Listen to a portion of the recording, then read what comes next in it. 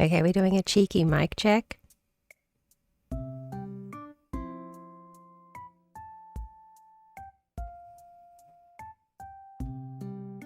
Okay.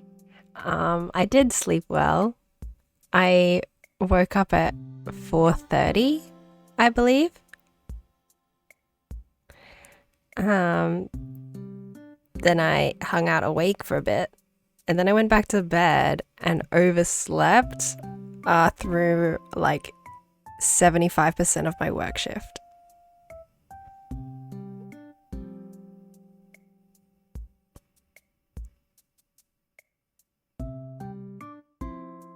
Yeah.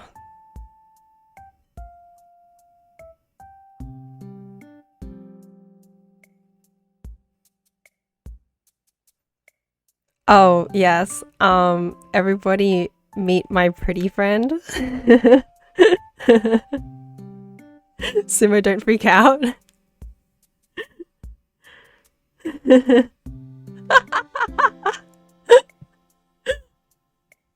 Yeah. Uh, what are you doing? Why are you here? Aren't you meant to be busy? Oh, okay. Okay. Oh no, right. This is like your lunch break, hey. I'm sorry you're having a bad day after an already bad day yesterday.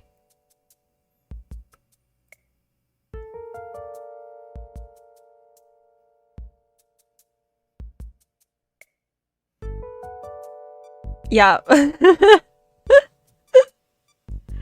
I told you it's a good ego boost.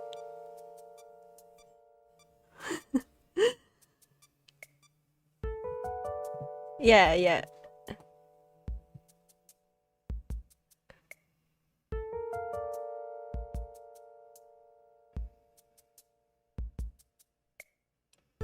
Of course, pretty as per usual. Yeah. Sumo, don't freak out. Uh,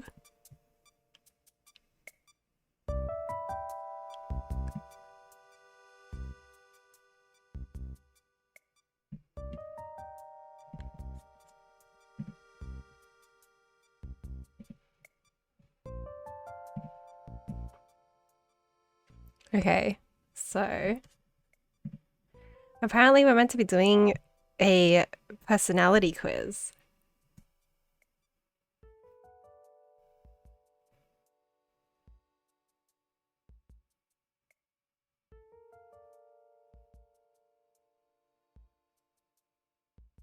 Oh, bro.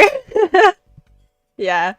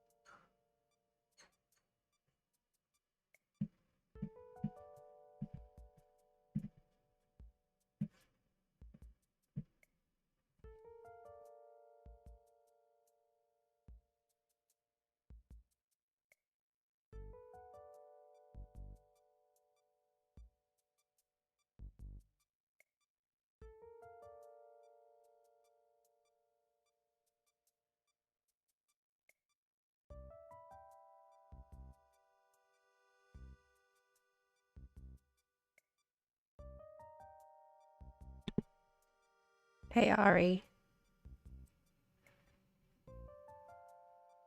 Oh my goodness. Why? Did you take that username for real? Oh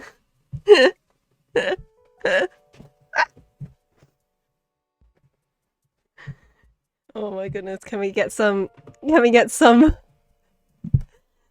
HCJ sickos in chat?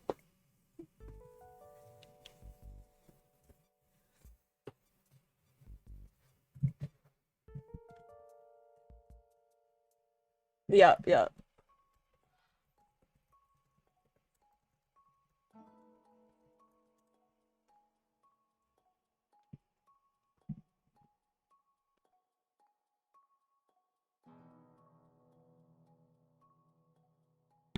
You need to chill out.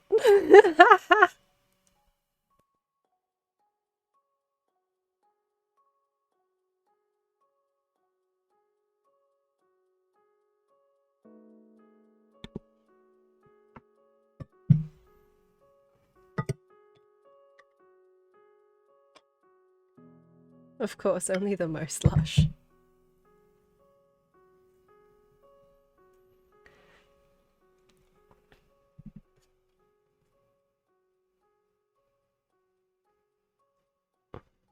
What would you like me to call you, by the way?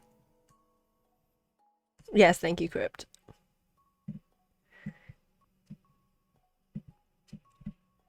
Odd? Okay. That works.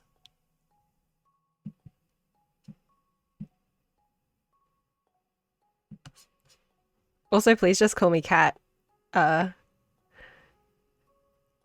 mean, these sickos. I already like partially self-doxed, so the people in chat at the time, yeah, did know my real first name anyway. So you're good, but like for future reference, I already accidentally doxed myself. So some of these guys, yeah, some of these guys do know my first name. I mean, one of these guys knows my full name, so.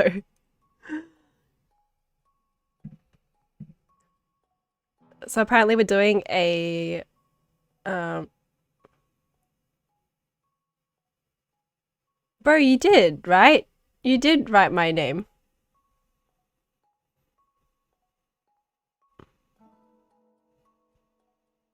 I can't be bothered scrolling to find it, but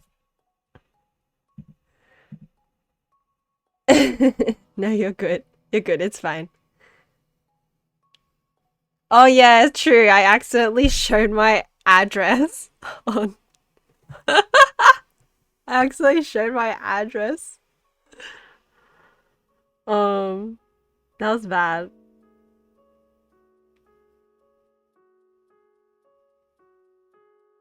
Yeah, you don't know my address?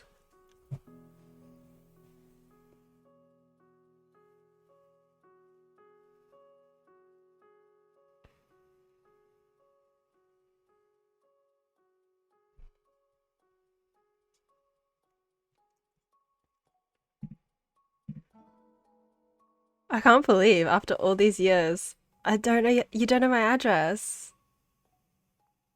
Oh man. Bro, I know your address.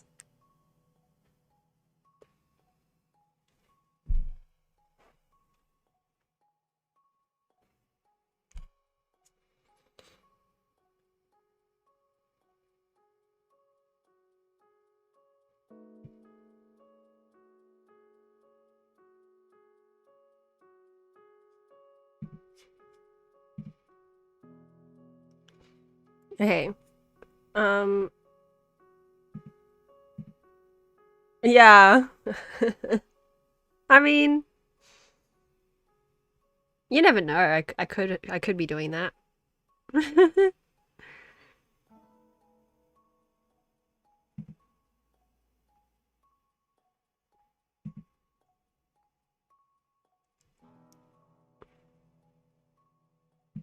I mean, I am up quite late at night after your bedtime, so you wouldn't know.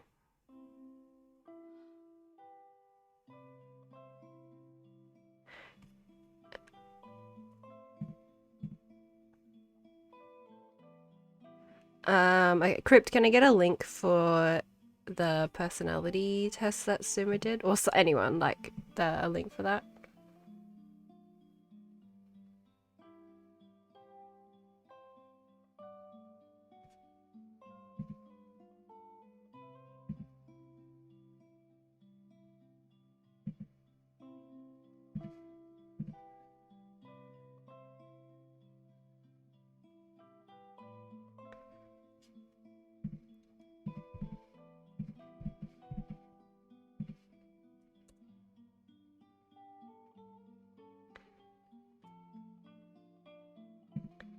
Oh, thanks, Sumo.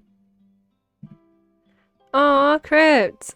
No way. Wait, I gotta show this. Wait,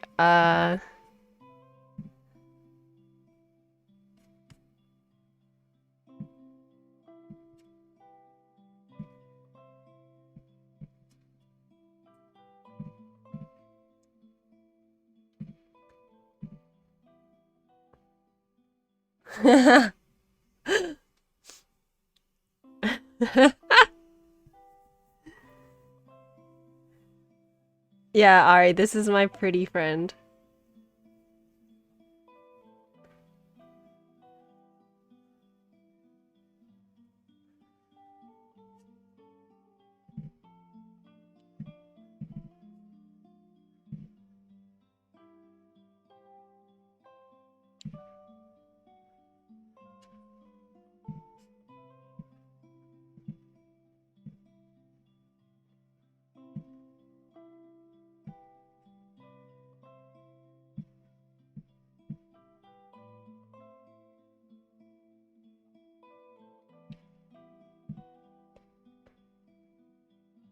Yeah, Sumo has so many alts.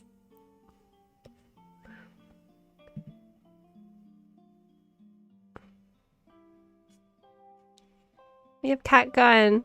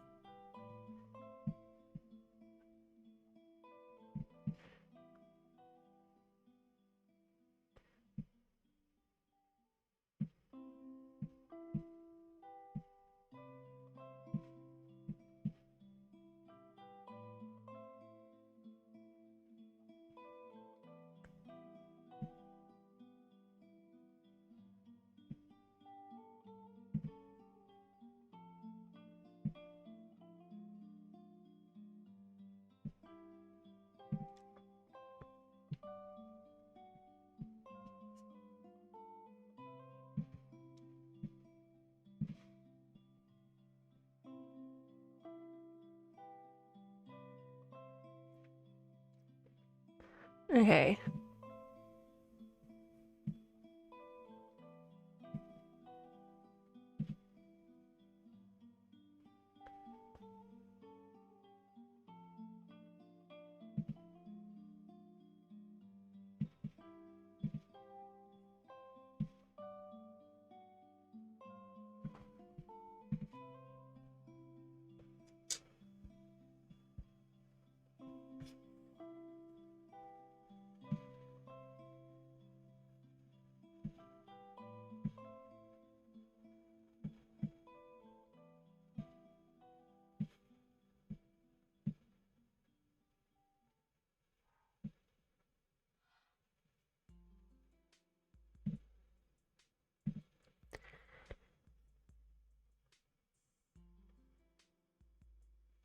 Statistical which character personality codes? Okay, so this is the background I was like missing from last time, I guess then. Because I was like, wait, why are you guys getting generated character lists? Um, yeah. Odd, when does your lunch break end? Because you're gonna be like the most helpful. I feel like the answers that you might give for me might be the most indicative, most reliable, but also the most different from the rest of chat. Okay, background. This is a interactive personality quiz that will determine your similarity with a long list of fictional characters. Okay. When the creator of this website would tell people that he published personality tests on the internet, people would usually ask him if that was like, oh, BuzzFeed, right? Um, okay, so this test was created using by getting volunteers. Okay, cool. Cool, cool, cool. Um, test instructions. Okay, that's what we need. This test is made of, oh man, I'm sitting too far away from my monitor. I need to get my glasses. What a nerd.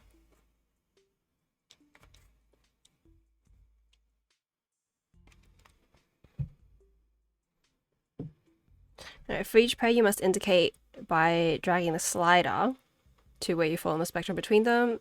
The test is adaptive and you can select how many questions you want to do using the version option. The recommended version takes most people less than 2 minutes, but we're going to be dragging this out for content. Okay. What version? There's an emoji version. Exhaustive. Okay, we're doing recommended then. Okay. We'll see. I saw a little bit yesterday, although I was raving so hard that I turned on to audio only mode. Um,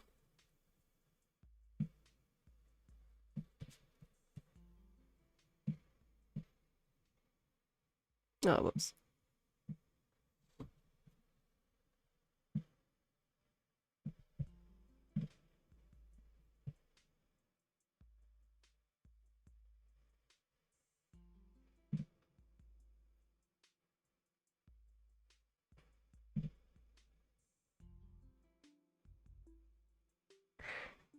Okay.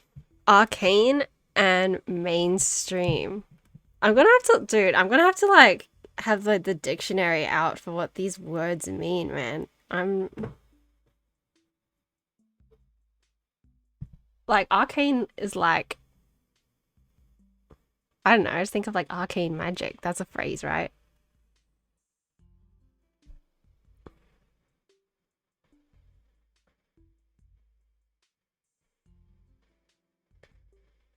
What does even arcane mean?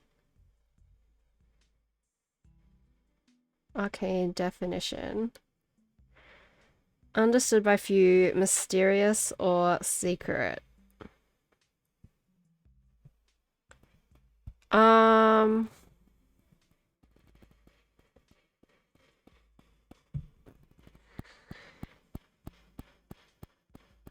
I don't know. I wouldn't say I'm mysterious.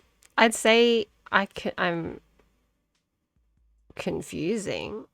I've been told I'm not the easiest to read, like I'm unpredictable. But I don't know if that's what this question means. I think this is like more like a vibe thing than how you act, maybe. Like you're, yeah. Like I'm spontaneous. But I don't know if that's anything to do with arcane.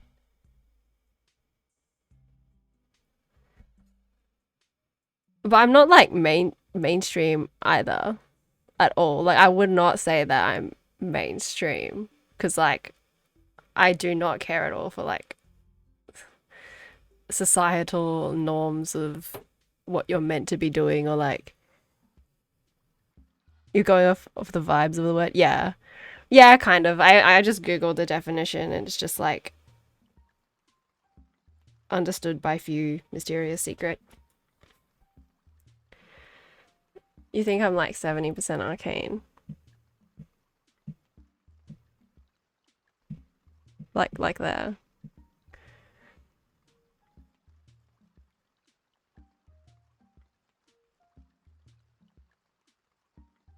Like, what do you mean boomer? Boomer kinda?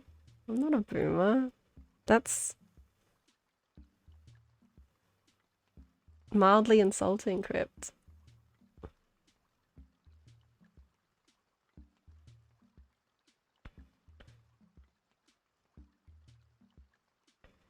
Anyway, I can live with this. I can live with this.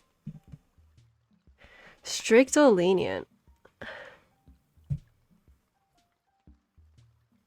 I feel like this is heavily this way. Heavily on the lenient side.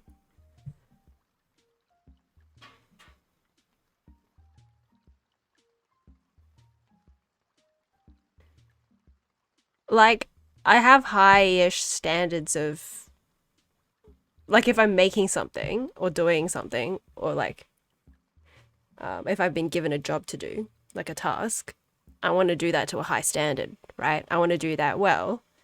Um, you know, but I don't like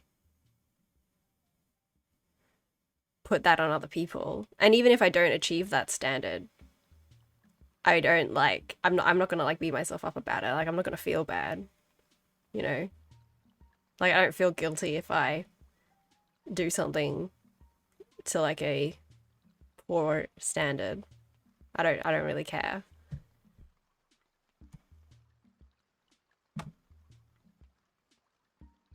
Oh no.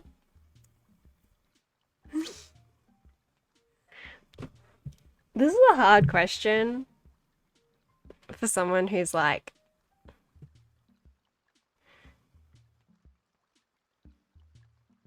technically the age of like, you know, what people would say is a normal adult.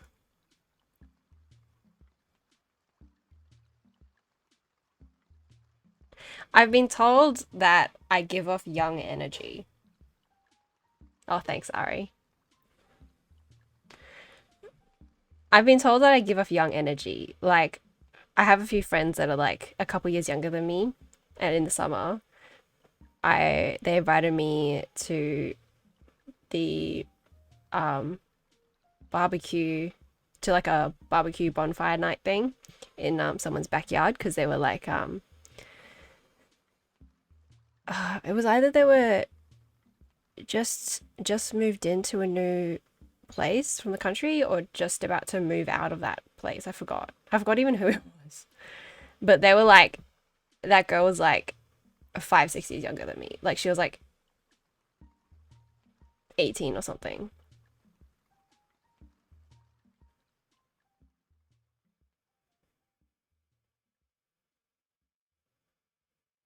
Like and like later on through the night I was talking to like most of the people there were like between 16 and 20,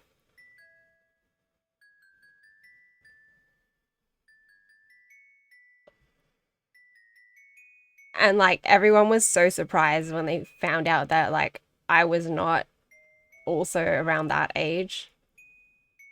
Like I was 23 at the time, which is not that much older in the grand scheme of things, but like um they were like, "Wait, you're not a teenager?"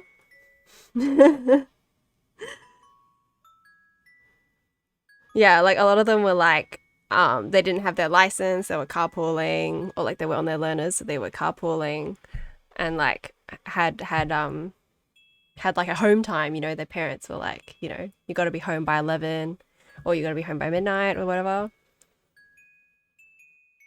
Because I was like, oh, you know, I can stay back and like clean up and stuff. And I ended up just staying there cleaning until like 3 a.m., just like packing up stuff slowly and chatting. Yeah, it was, I also just have like, I don't know, a youngish face too. Like I look young. But I feel like, I don't know, I don't know if I can put this like that far that way, you know what I mean?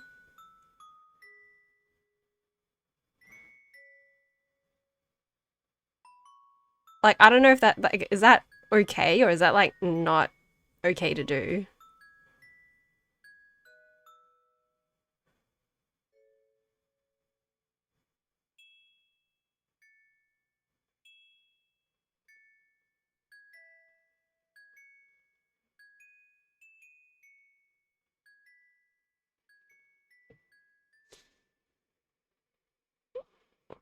Well, I don't know. This is like a personality quiz, I guess.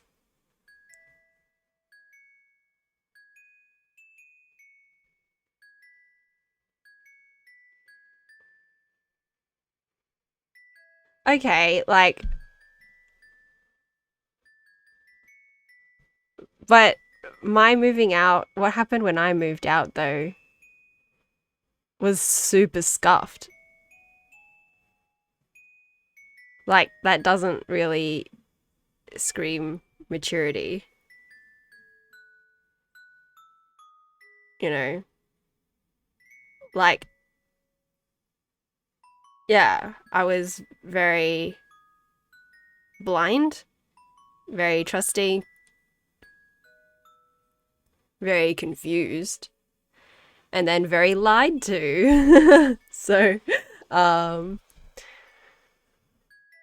uh, it's not really like a, I don't know, I wouldn't say my moving out experience was like a maturing thing. It was more like a,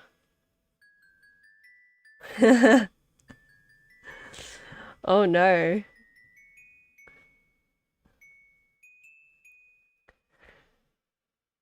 Um, yeah, anyway, I'm just gonna move on.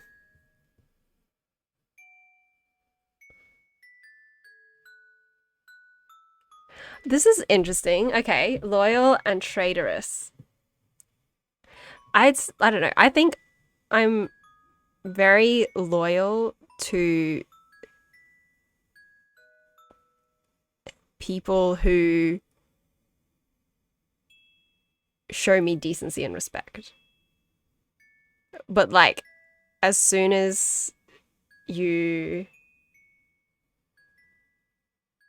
as soon as somebody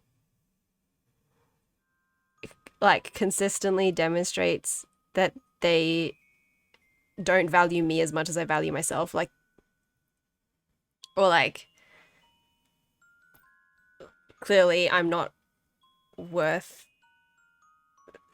the time and effort that I put into them or like our relationship, whatever that relationship may be, then I'm like, okay, bye.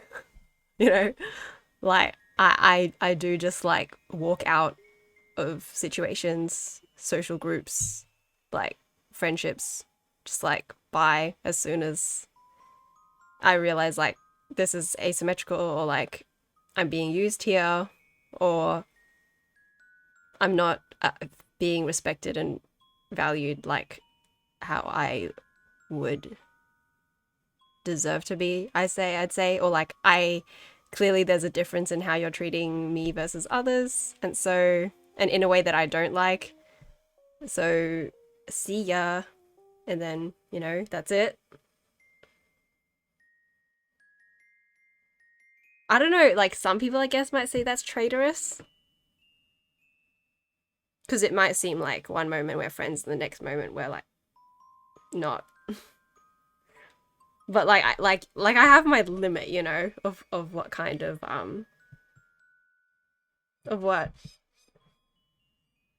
Yeah, but like you know what I mean with friends, like any type of relationship you have,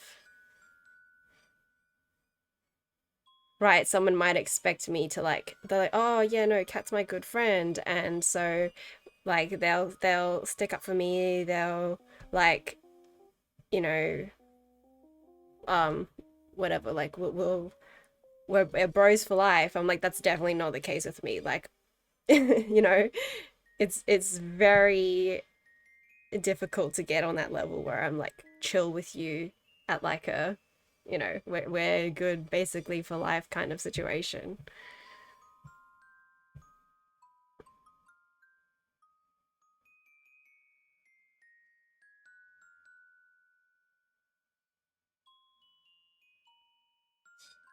I don't know. I'd say like is this a hard question? Because I've definitely done things um that were very unpopular like among friends. Like I'm quite an honest person, I'd say. So like I don't if I'm directly asked about something, I will tell the truth, basically. Like, uh, sometimes people will tell me stuff and they're like, keep this a secret. But if I know that that's like something that shouldn't be kept a secret, or like a specific person needs to know about this, um, then like, obviously I'll encourage that person to like, hey, no, this you need to talk to so and so. But if they like repeatedly refuse, I'm ratting you out, man. I don't care. I'm ratting you out.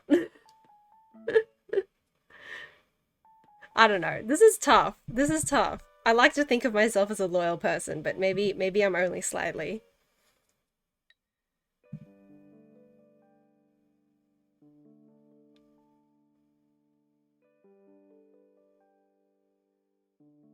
Haunted and blissful.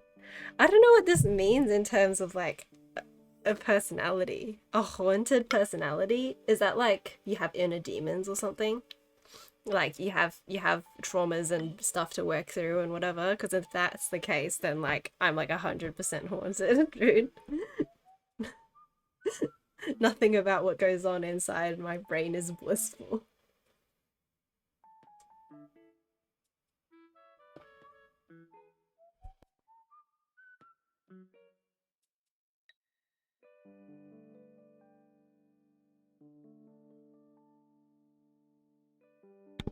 Like yeah, like I feel like the amount, just like the sheer quantity of rubbish that I've been through in my life. You know what I mean? Like I have to be like 100% haunted. I don't think I've ever been blissful at all. Like I'm like 0% blissful for sure. Okay, maybe like 1% blissful. Yeah. 2% blissful. Yeah. What do you think? What do you think about that? 2% blissful? I have nice moments sometimes. You know, I enjoy uh walkies. Um I enjoy hiking. That makes me feel relaxed and you know what beautiful nature or whatever. Um I have my blissful moments. I have moments of blissful ignorance. That's true. That's true. I do prefer to not know things. 5%. Okay. 5% blissful, 95% haunted. There we go. Oh, okay. Deranged and reasonable. I feel like me answering this question for myself is going to be totally different from other people answering this for me because I think I'm extremely reasonable. But I feel like people looking from like in on me from the outside would say I'm completely deranged. Cause I've often hear the comment that like, oh Kat, like why are you doing that? Or like that decision makes no sense. Or, you know, you should like it's not logical or whatever. But like I have my reasons for everything. Like I like to be very deliberate about the things I do, especially like for big decisions.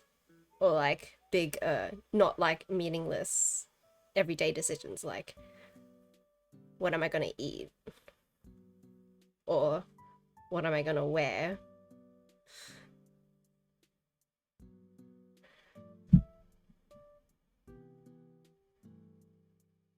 Yeah, I feel like to me like my reasoning makes sense, and if anybody respects me enough to like give me an opportunity to explain my reasoning, oftentimes they will admit that my reasoning makes sense, right?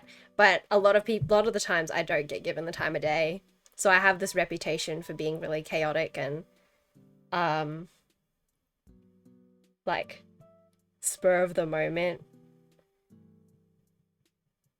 I mean, I am spontaneous, but as in like in the way that like as in like oh they're spontaneous in like a makes bad decisions way. Like it's not thought through, but it is thought through. You just didn't let me explain.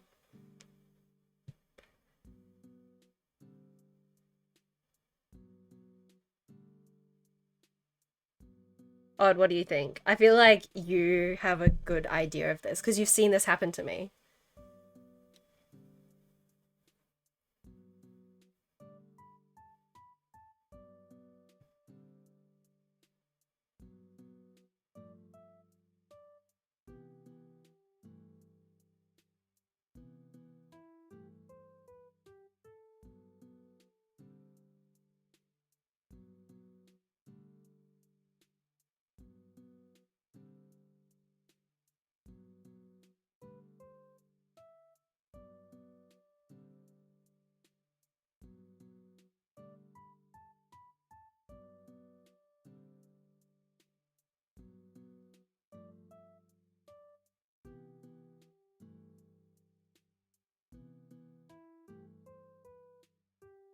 Okay, I guess I'm being donor walled.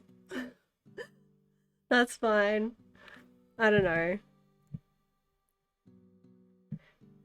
I think I'd say I'm more reasonable than deranged, but maybe we'll just only be slightly because of I don't care what other people think, but yeah. I don't know, man. It's probably like 3 weeks now.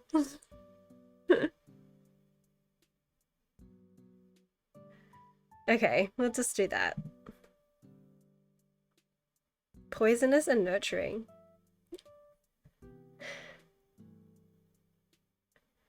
I don't know.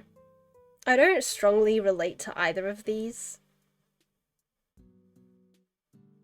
I don't understand really either of these. How they would like manifest in a personality, I would say.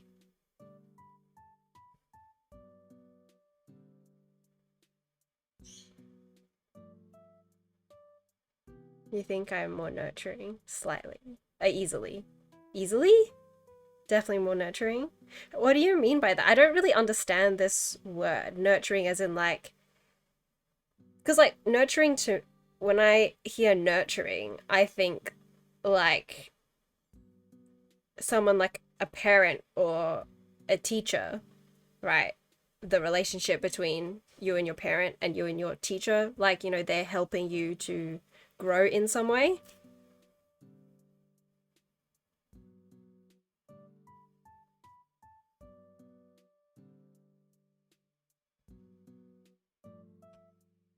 I try to cultivate relationships and make people feel good. Growth versus harm. Oh, okay. Okay, growth versus harm makes sense. Okay. I see. Okay. I do okay, then I would yeah. Then I'd say I don't know where I'd be though. I might be reasonably strongly nurturing in that sense then, in the growth versus harm sense.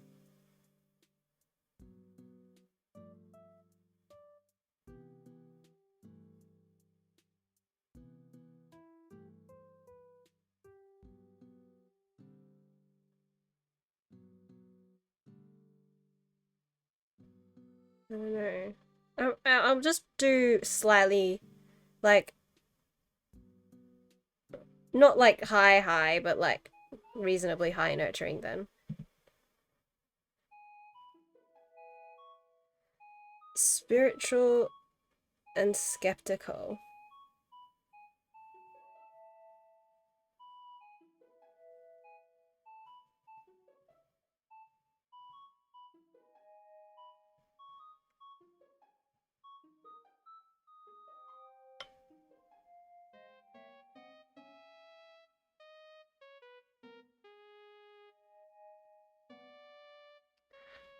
I don't believe in ghosts.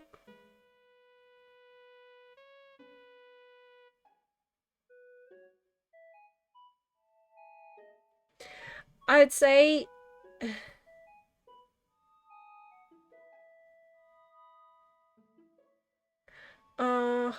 this is hard. Like I am skeptical in the sense that like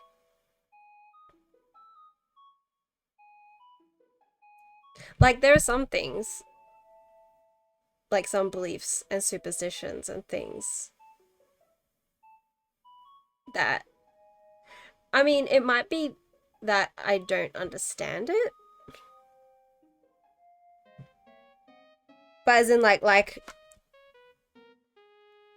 if I can't find like a reasoning behind something,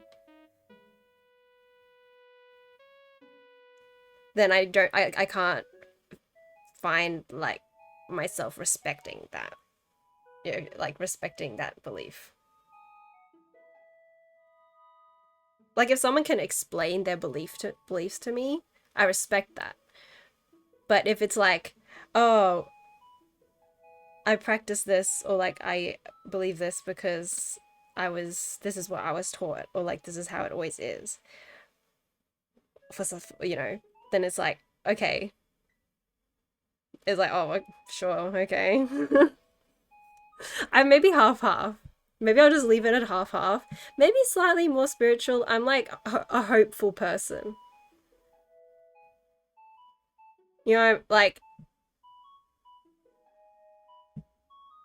a strong skeptic energy. Okay, I thought that was like mild skeptic energy. I don't know. It's hard to judge.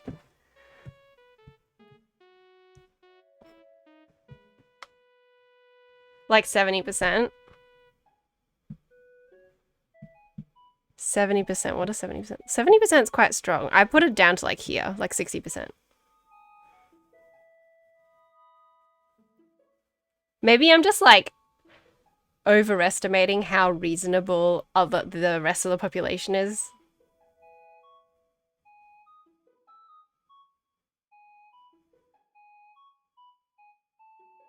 Yeah, okay. Yeah, okay, sure. Okay. In that sense, yeah. Like, you need to have an argument and you need to be able to justify it for me to, like, respect your argument. Whether it's any argument or, like, if it's a belief or, like, a spiritual thing, too. Like, as long as you can justify it, I can respect that. Okay, we'll do 70% then. Where's 70% at? Yeah, there we go.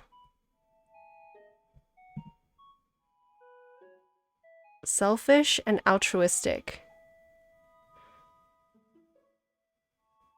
Yeah, I know. I was like, because like I've like never, I don't know anything about that.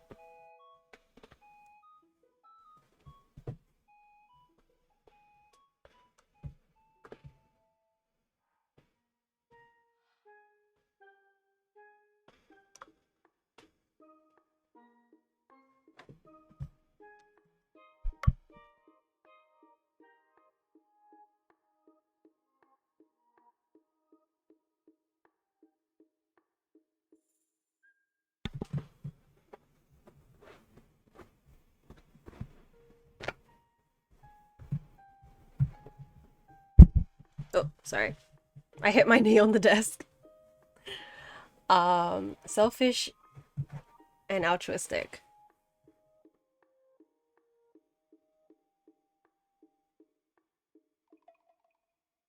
I don't know. This is like on the like the typical D&D alignment chart thing. I feel like I fit most closely in the chaotic neutral box.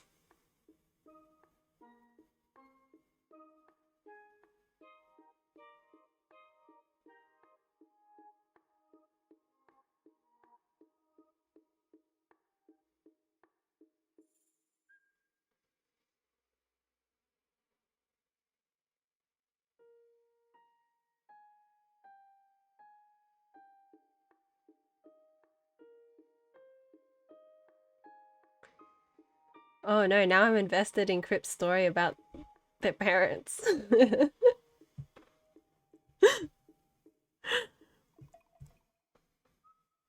Okay, just gonna be keeping one eye over there and one eye over here.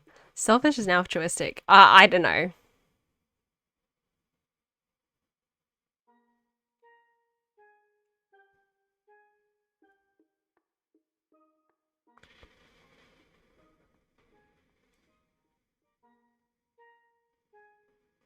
Like, this is hard to think about too. I'm probably extremely selfish, to be honest. There we go. Adventurous, we're stuck in the mud. Um. Oh, well, too late, Sumo.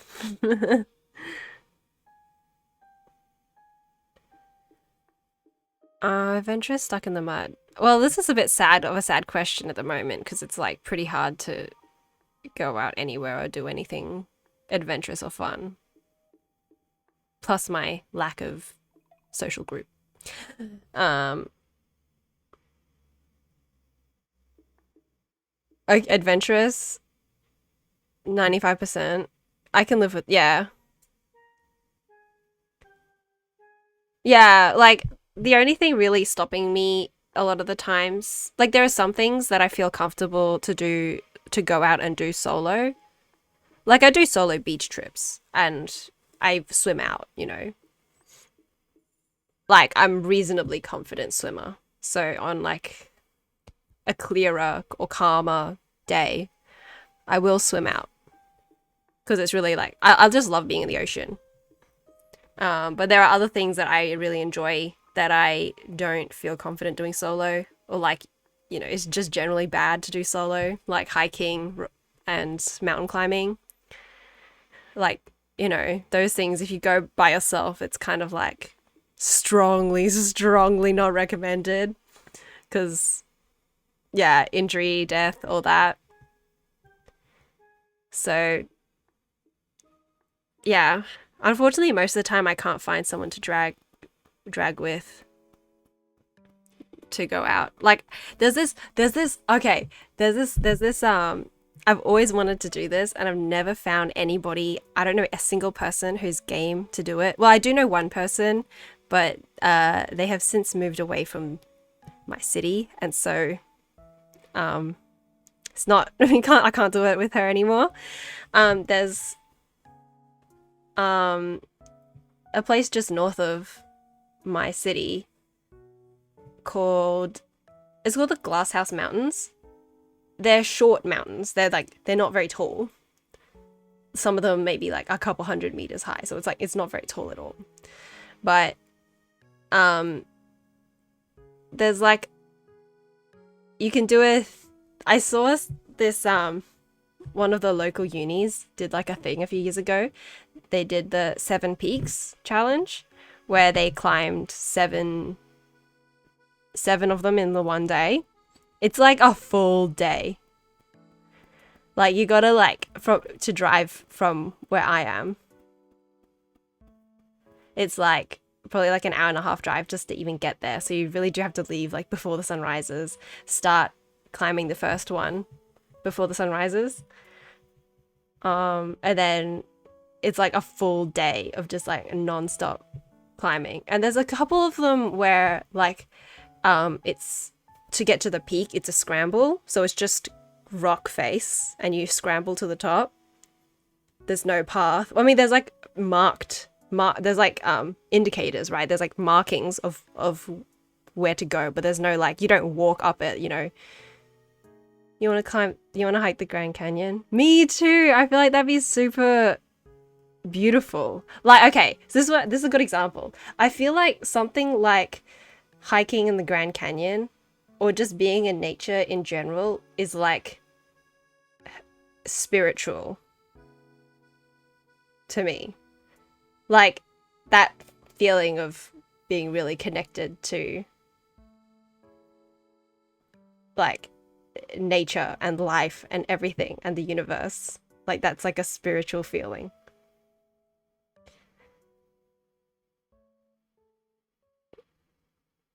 And here in Colorado, people do the 14ers and try to do each of the. Ooh, oh, that's so cool. I would probably be one of those people if I like live somewhere like that. Yeah, unfortunately, I live in Australia and there's like the mountains are all very, very short. Very beautiful places, but like it's not really a challenge, if you know what I mean. That's why like it's reasonable to do 7 peaks in one day. You just be liking the views. Yeah. That's true. That's true.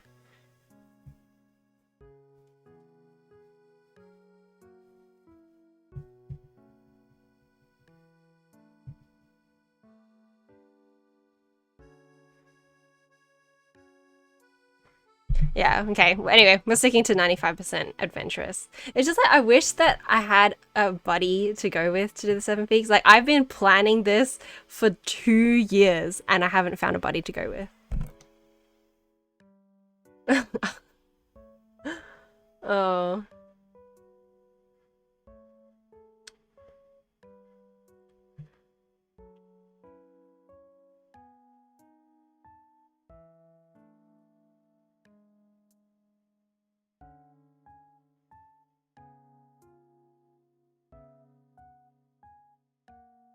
Yeah, I just feel like when it's just like you just get like so caught up in your dramatic little life, your silly little everyday annoyances and headaches and heartaches. And then, you might like there's this oh man, I still haven't got there's this hike I do every year. It's like a 4.5 hour drive away. But like I love that to climb that mountain. And every time I go, it's just like you can just be there. It's like you're just being there. This is just me. I'm out here. I'm real, like I'm physically real in the environment. And I'm in just out being there in the environment. And I'm just like a small little guy. And the universe is very big. And I feel like I don't think about that enough. Or if I don't like it's just like a moment to internalize how silly your little life is. In like a nice way, you know what I mean?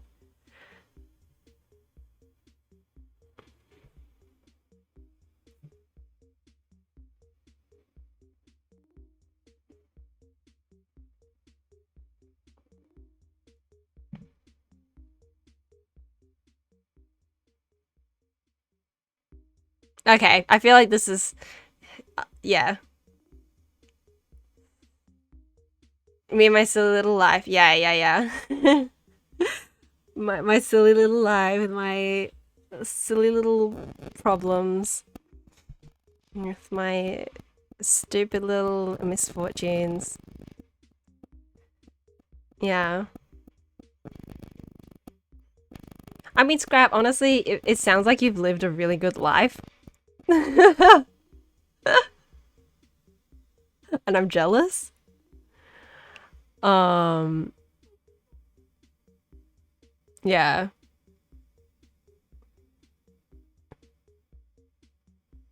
When your life is like, what's that book series called? A series of unfortunate events. Yeah.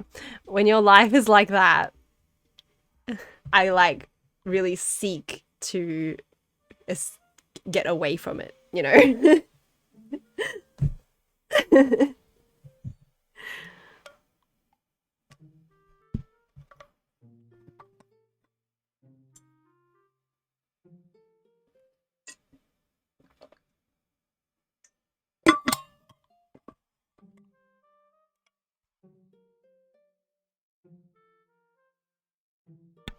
Slovenly and stylish. I feel like I don't really know how to answer this question. This is a very okay, this is like a real like very real moment when you have been depressed for your entire adult life and a significant chunk of your childhood life. Like the memes about like depression naps, depression bedroom. I'm not like I've seen some pics of people posting like before and after when they like other people who also have depression when they post like their small achievement of the day, and they're like, I cleaned my room today, this is the before and after pic. I'm like, oh my goodness, you know, bro, like, I'm so sorry that you like get like that, because my room and my living spaces, I messy. I guess, yeah, like that. It's like my living spaces are not pristine and neat and tidy. Um, I feel like I've showed my bedroom I've done like a diagram of my bedroom layout. Like, it is chaotic. It is non-standard. There is like my furniture and stuff is just in here. You know what I mean? It's not like I have my reasoning, but everyone would say that I'm deranged. Yeah, the diagonal bed in the middle. That's something that's like, I have my reasoning. I'm maximizing for airflow between my two windows, right? It's like, you know, the sun, because like I have two windows in like right angle corners to each other, and in my bedroom the sun rises through one and sets in the other. So if I put my bed in a particular spot, I wake up when with the sun rising into my face, and then when I take my afternoon nap, it's setting into my face, and it's really nice. And then the airflow goes diagonally across the room, and so I like fresh air. So that's why my bed is in the middle of the room, not against any wall, and also why it's at a diagonal angle.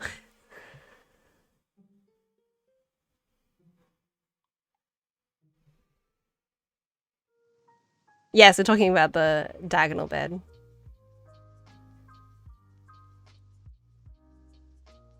Yeah, like I would say like my parents especially would say I'm like 100% slovenly. But parents are biased, I guess. Yes, I know. It's like it's funny, and like it. Everyone else would be like, well, "You are living in a nightmare and a trash dump. What have you done to your room? Why is it like that?" But it's functional, man.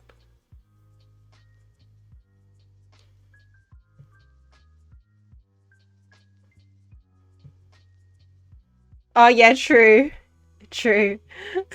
No, um, I enjoy your reception lobby bedroom. Odd. Okay, I feel like okay, if this is a personality thing, then maybe, or like, is this maybe about like clothing, how you present yourself, rather than is your bedroom neat or messy? Are you depressed or are you functional?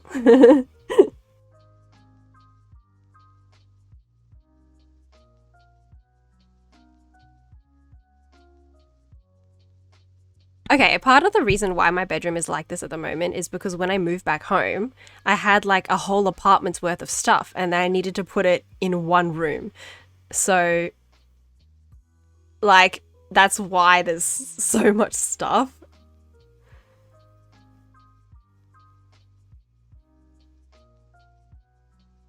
That's also why I have a clothesline in my room. Like, I had to put it somewhere, and I guess it's going in my bedroom.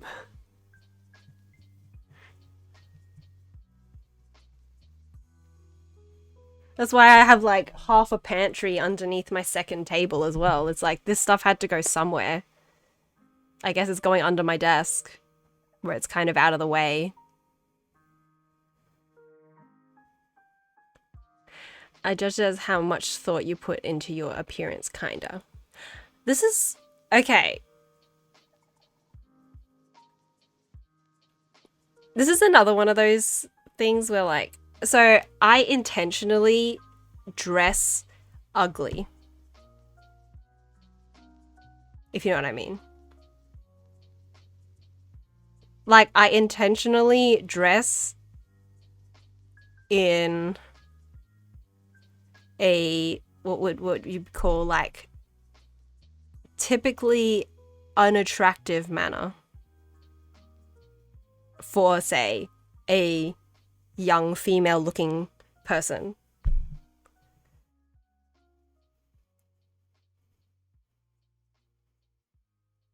Because like, oh man. True, there is the comfy aspect. There is the comfy aspect. But it's not even just about the comfy. I mean, I highly, you know, I'm autistic, right? I strongly value the comfy. Yeah, being hot comes at a cost, man. Yeah, being a pretty boy comes at a cost, and I'm not willing to cop that. You know, odd, you do you, you be living your best pretty life, but I am not. Like, I don't want to look eye-catching. Like, I don't want to draw attention. I not in a way, not because I'm like shy or whatever. Like, I just don't want unnecessary other people in my life. You know what I mean? Yeah, like I dress really boring. Yeah. Just to avoid any unnecessary interaction. Like when I go to the store, right? If I like sometimes like I'm going out with like friends or something, like maybe for brunch or like for coffee. Dude, crypt. Oh. Like, and so it's like an occasion where I have dressed up, but maybe like I have an errand to run beforehand, right? So I'll go to the store. And there's always these like fundraiser people or um people who have like stalls in the middle of the what's it called? Like the walkway, like in between shops, right? On either side, there's that be like a stall in the middle and they want to like talk to you or whatever. They always talk to me. They always try to like talk to me and I just want to look as when I'm like dressed for something. So like that's also why like I just want to look as intimidating and unapproachable as I possibly can. And part of that is just dressing totally ugly. Like mismatched, you know. Yeah, mismatched, like nothing coordinating. I like to coordinate my shirt and socks though, the shirt and sock color. That's like the one thing I will coordinate, but everything else is like not the same style, not a matching material, not a like yeah, it's just visually a hodgepodge. Or just like all black, you know. That's the other way it can go. It would just be like all black, don't talk to me kind of thing.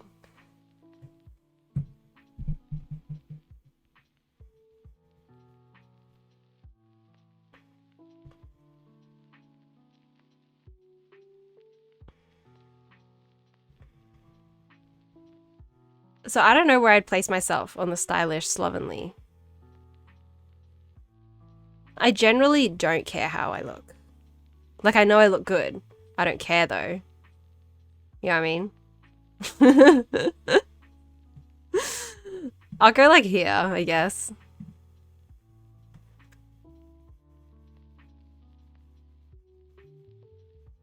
At least 10%. Oh, true. 10% stylish for the matchy shirt and socks. Dude, I'm at home at the moment. I'm just in my room.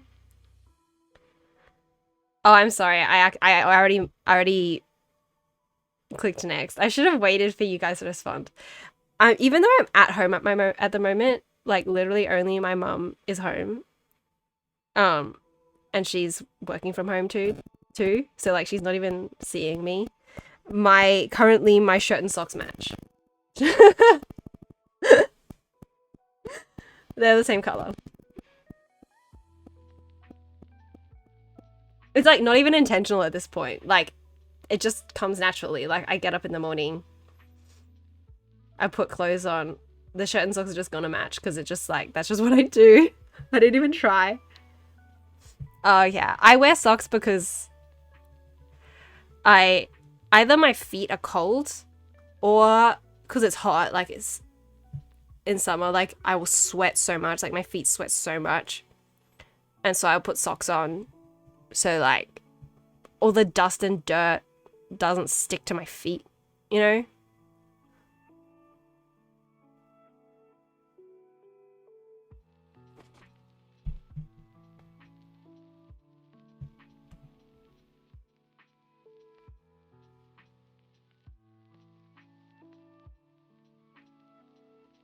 Yeah, because I'm not a fan of slippers. I don't like wearing slippers, so I wear socks instead. Um, you just like it's an outlaw and sheriff.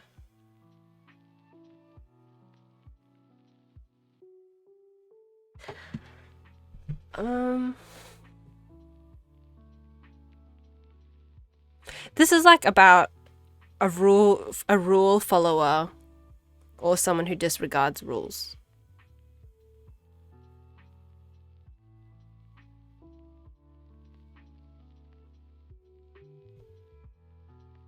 Like,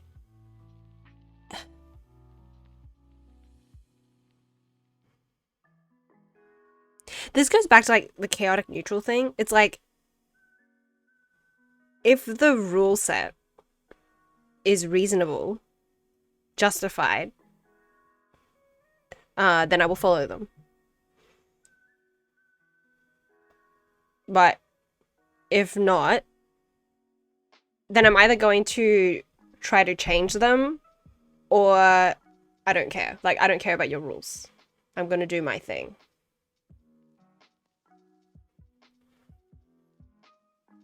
Is that outlaw energy? Is that like strong outlaw energy?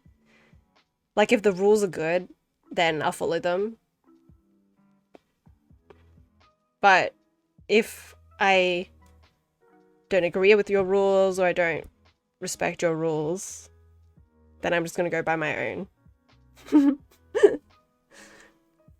like breaking rules to see how much you can get away with. Yeah. I like doing my own thing. Like, for some rules, right? There are some things where it's like, for the COVID is a good example, right? For the benefit of society in general, we follow the rules. But, you know, right? You stay home when there's a lockdown. You just stay home because for the benefit of general society. But for some things, like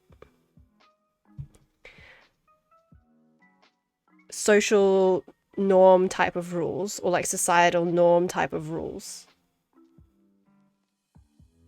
then I don't care. But this might just be an autistic thing. No, okay. Taking meds and sleeping. Okay. You kind of got me there.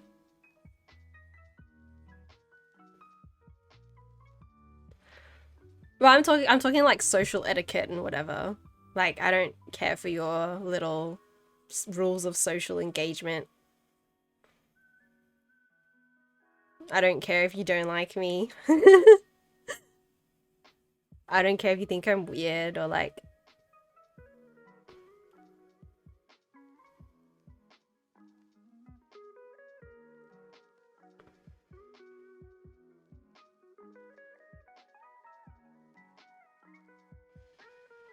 Oh yeah, yeah, yeah. I enjoy being casual and relaxed in formal environments.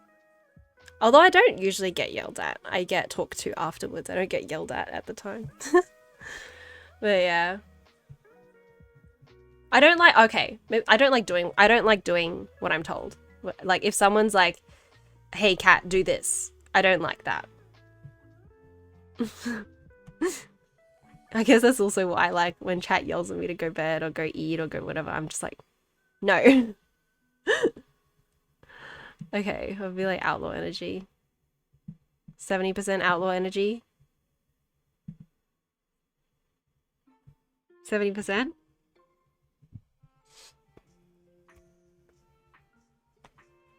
You know what? Beg works is a lot more effective than gun.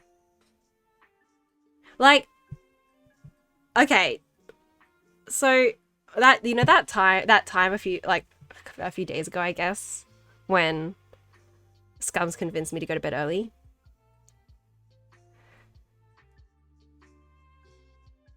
It was just like in that moment, it's just like that moment on that day just felt really genuine for some reason.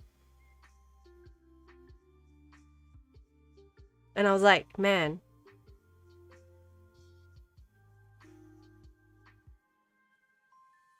this random person, this random crossword uncle Yeah, yeah. I was like, this random crossword uncle cares about my sleep more than I do. And I felt inclined to listen to him. I was like, you know what? Just for you, I'm gonna go to bed at 12.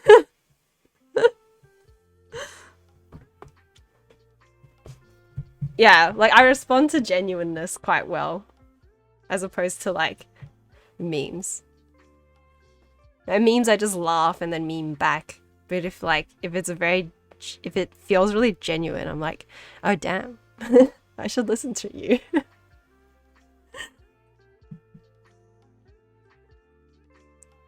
Creative and conventional. Okay, I feel like this is easy. I'm not at all conventional.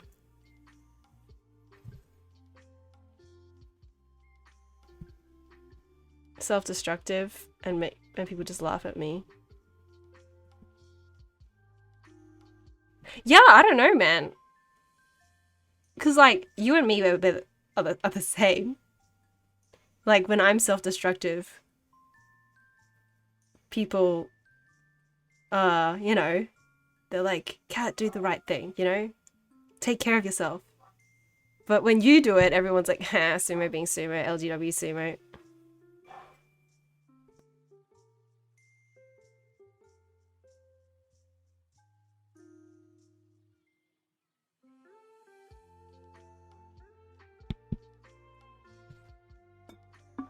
I don't know if sumo's self-destructive is less destructive. Doesn't he sleep like as bad as I do?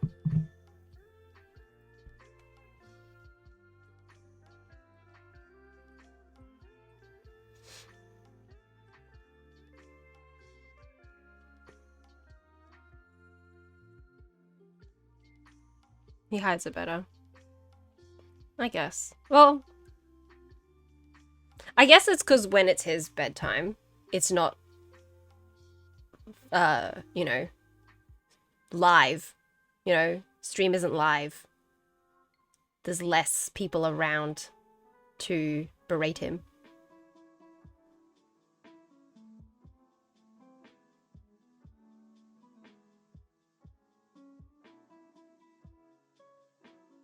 Yeah, I haven't taken my meds today actually. Not because I didn't want to, because I've run out. Oh yeah, true. When Sumo sleeps, you guys are already asleep.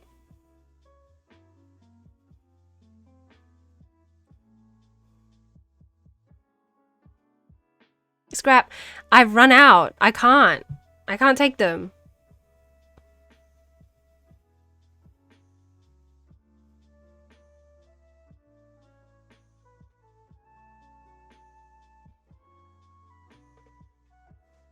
Okay, we're not going to talk about the meds now. I'm going to go to the pharmacy later, I promise. I'll go to the pharmacy after this. After, you know, I'll go to the pharmacy before it closes today.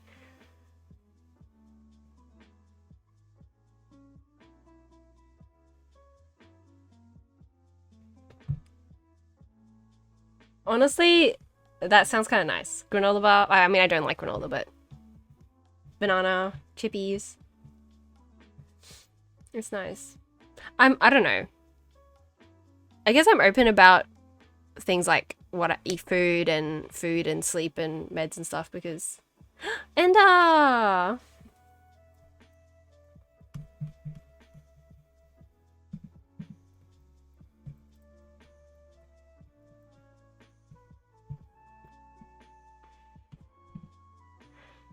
feeling a little better now. I'm glad. I'm glad. What time is it? Isn't it late? Like midnight? Or like 11 p.m. or something?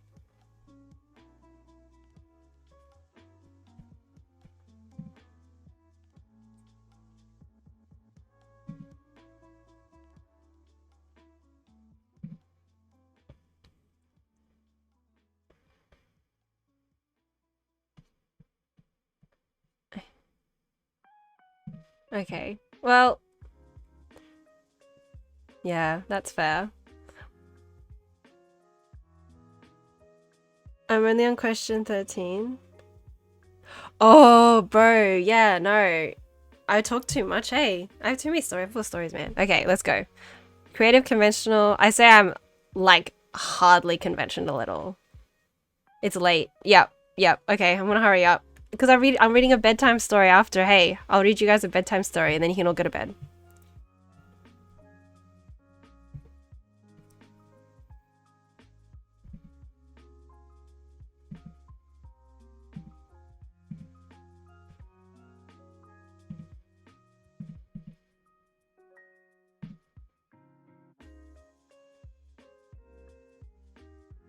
Oh, that's your list. Okay.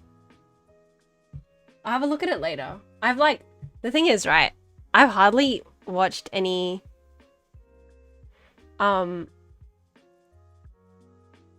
popular media movies and stuff, so like I don't hardly know what any characters are. So you're gonna have to explain. What time is it? Okay, it's East Coast is nearly 1. Okay, I'll hurry up. Creative, conventional, people agree.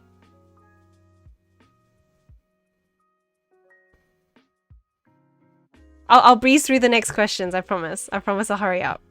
We'll speedrun this. I'll have to speedrun the rest of this because I've taken too long. Yeah, okay, cool. Artistic and scientific. Oh man, this sucks that this is opposite, that these are opposed. I hate that. I hate this. I'm both, man. 50-50? Okay, yeah. Formal, intimate? Huh? Oh. I don't know how to compare the... What? Is... Because, like... Intimate is, like, close. And the opposite would be, like, distant. And formal, the opposite's, like, casual.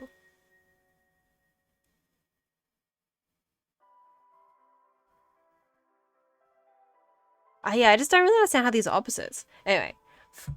So, like, flirty or play it straight. Just more personal than... No jokes or business. Are people like that?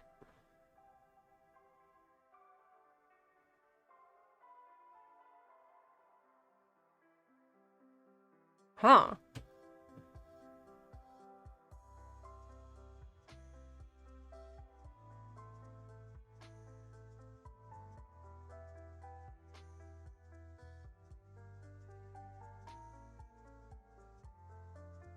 Okay, I don't know how to answer this question, so you guys can answer this question for me because I don't really get it.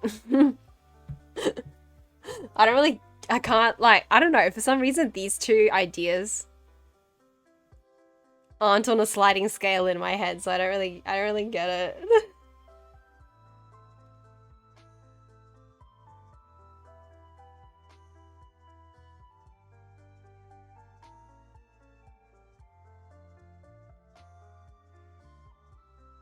75% intimate. Okay. Okay. Sure, whatever.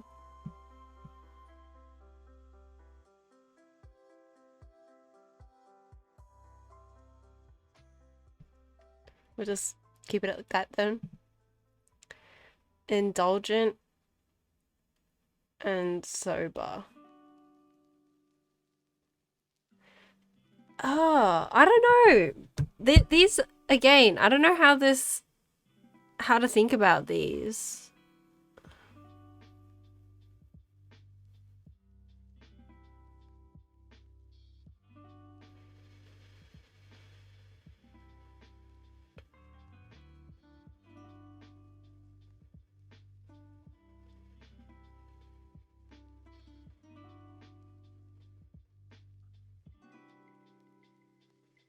How often do you give in to temptation? Oh, okay. I'm pretty sober.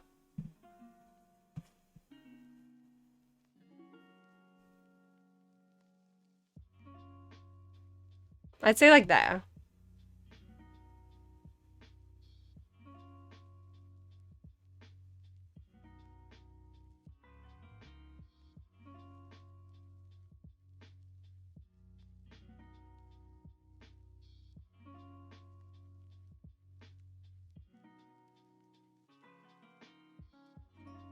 Yeah. I'll just, yeah. Let's move on. Stinky and fresh. What? Stinky and fresh?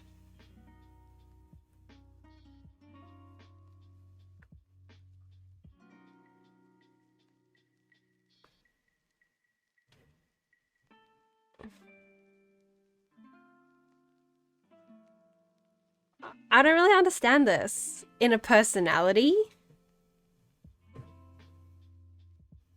Is this like, am I gross?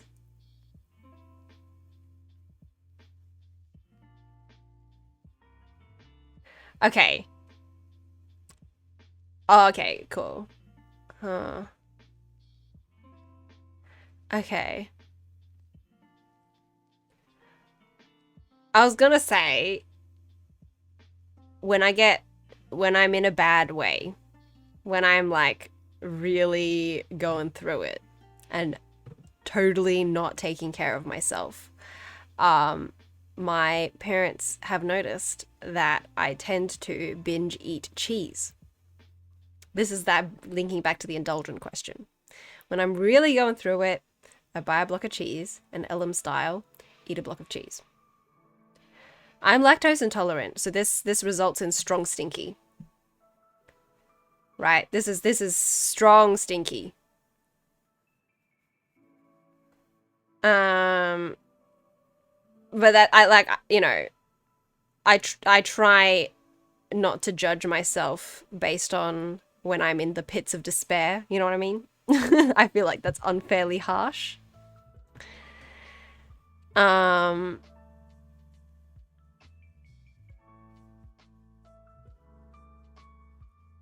I feel like it's more how old school or up with the times. I want to say I'm slightly stinky.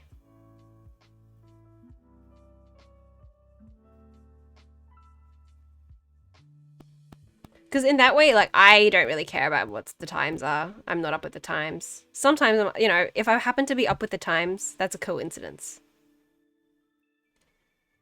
Um, but even in a hygiene aspect, I'm not like a clean freak.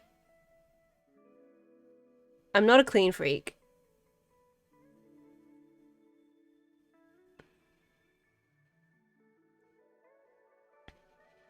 I'm not a clean freak, and like, I did say I was slightly messy. I was like on the messy side. I wouldn't say I'm stinky, man. I don't smell bad. Anyway, let's just move on. Feisty, gracious. I'm taking feisty to mean like argumentative, and gracious to mean forgiving and like accepting of others' failures and things.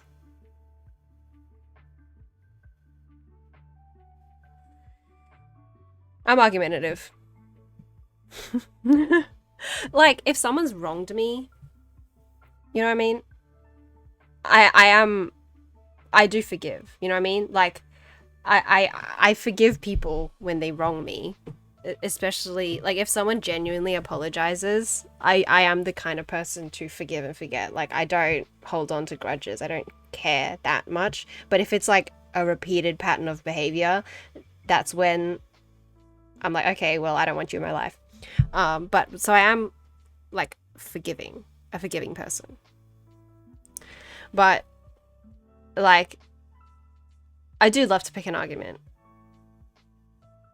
I enjoy, like, I don't know, I find it fun. Like, I enjoy that back and forth, and like, it's like a way of having to, yeah, like how to navigate. Yeah, it's like fun, you know? It's like a problem solving thing. You have to like use the reasoning side of your brain to build an argument and like present and how to present that argument. You have to read the other person and like what would they respond to? If there's an audience around, what would the audience respond to? Like, it's a game, you know what I mean? I don't do this with people who don't feel the same way. Like, I only do this with people who are like me in that sense. Like, I don't care what my argument is. Sometimes I don't even agree with my point. It's just a fun activity. Yeah. It's like a creative exercise to like try to think of ways to justify a viewpoint. Yeah, like I wouldn't do that to someone who genuinely feels strongly about what they're saying, because I don't want to.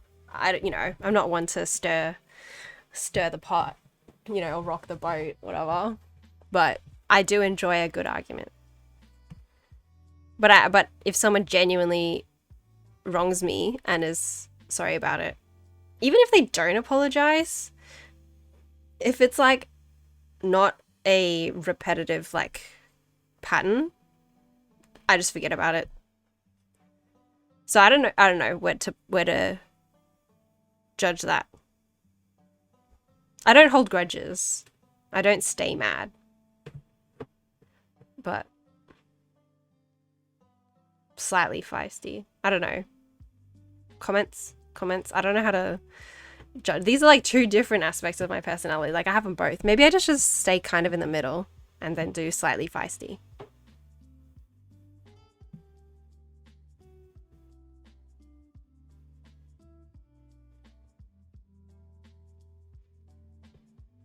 Yeah, okay, cool. Nerd and jock. I feel like this question would have a very different answer depending on what kind of time in my life it was. Like, growing up when I was little, I would definitely be 100% nerd and 0% jock. But that I realize now that it's because, like, I never had an opportunity to learn sport. You know what I mean? I never had that opportunity as a child. To be taught how to move and use my energy and strength to perform certain actions required in sports. I'm generally uncoordinated, but like with a particular kind of coaching and effort, I can be quite good. So oh, right. Oh, I forgot that nerd and jock means something different in America. Okay. No, then you can judge me on this because I don't really, maybe this is probably like America meaning. Then that you can judge me on this because like yeah, true. Nerds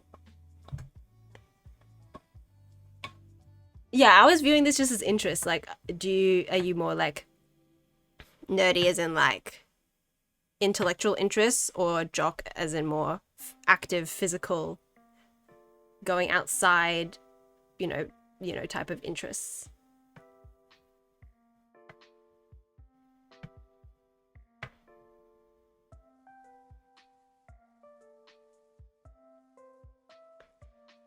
Yeah, I'd say like maybe I'm very slightly more jock. I'd go like 2% more jock. I have very nerdy interests, but I feel like I get more enjoyment out of like going outside, moving around, like being active, running, sporting, footballing, swimming, those kinds of things.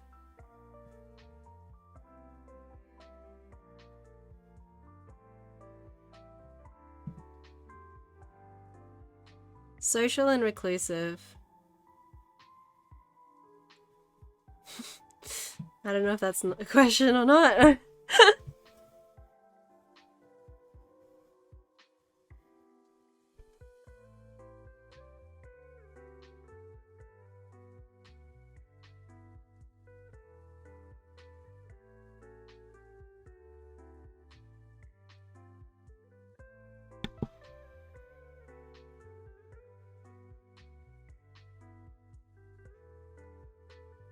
I don't know. IRL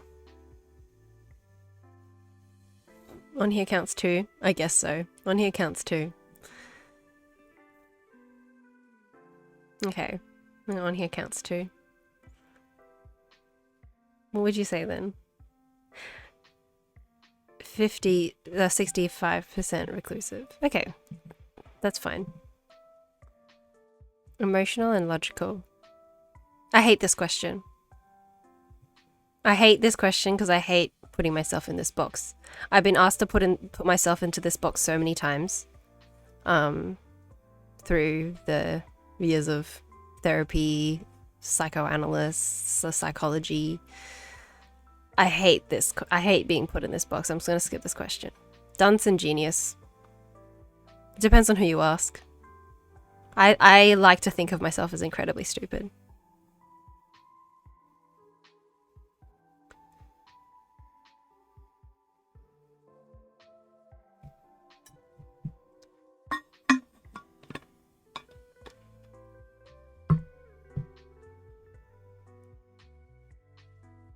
I like to be a fool.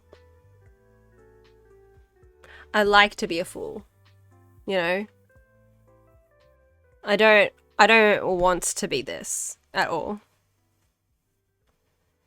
People think of me in this way. People think of me like I'm like here, top end of genius. Like not the very top, but like close. People like to think of me like this. I don't think of me like that. Not because like I don't have confidence or like don't think that I'm capable or whatever. I just don't want to be that person. And so like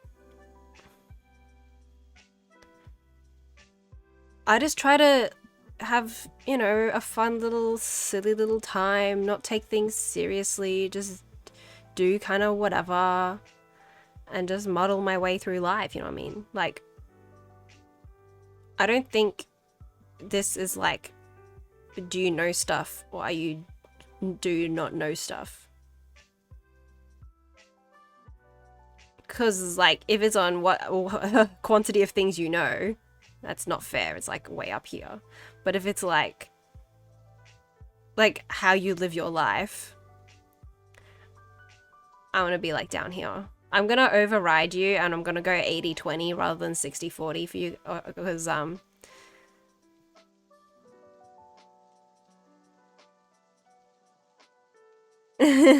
yeah, that is true.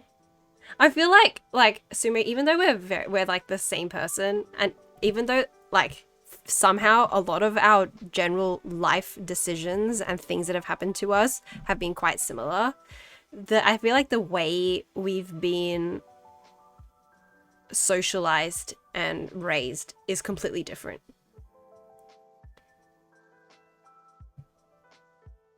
Like just based on yeah, like how we view ourselves. Yeah. I want yeah. I'm gonna override you guys. I'm 80-20 dunce. Charming and awkward. Uh I'm gonna let you guys talk about this while I take a pee break. Get some sips in chat. Be right back.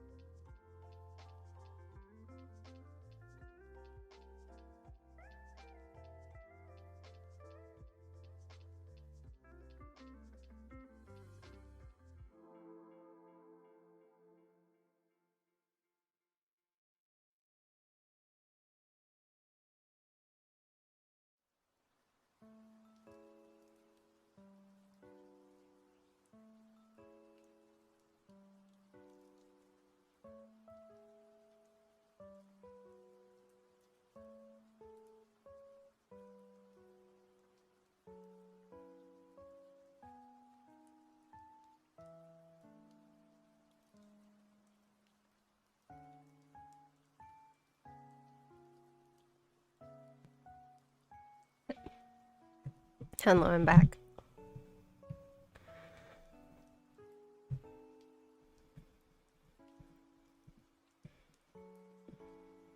No Jasky sips, really? No.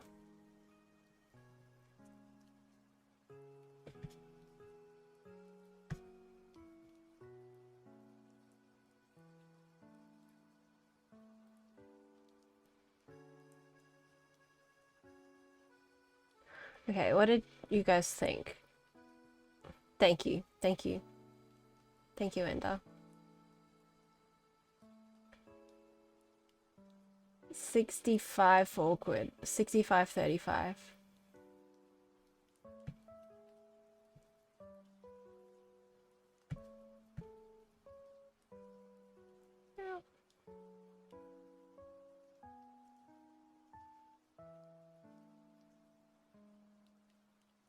Oh, sorry, Crypt. I am the sipping Kiwi though. I am one of them. 65 awkward.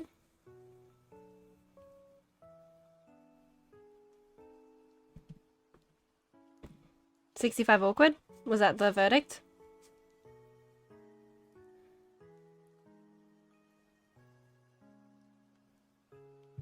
You thought the other way. Oh. Oh, okay. Wait. So wait, some people thought 65 awkward, others thought 65 charming?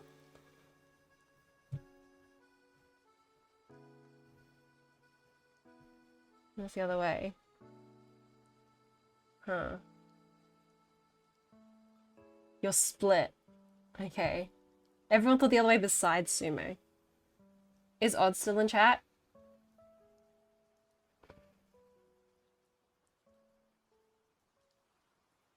No, it does. I'm not going to 50-50 if everyone thought one way and Sumo thought the other way.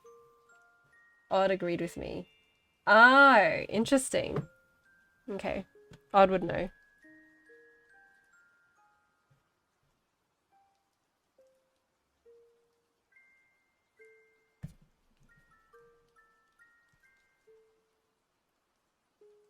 I would increase awkward percent like Sumo. Okay.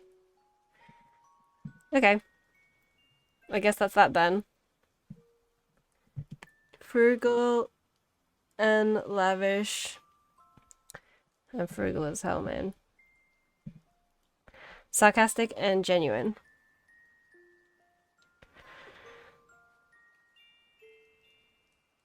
I feel like I'm genuine. I mean what I say. Right?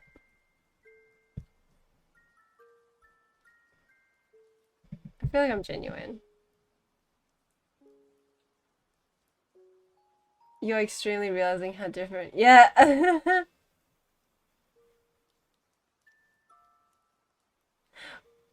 Okay. So this is the thing, right? Like, that's why I wanted to leave it up to you guys with the, and not only that I really need a pee with the previous one, charming, awkward, is because the way I find I mirror people a lot.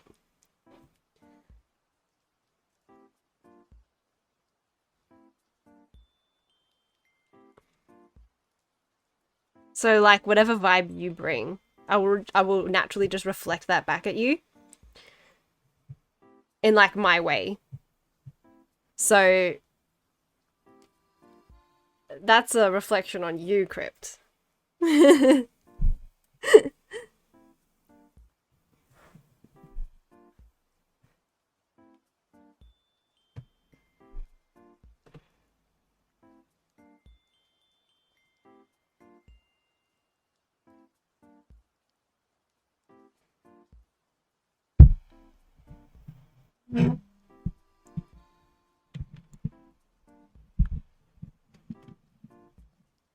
Okay, 80% genuine.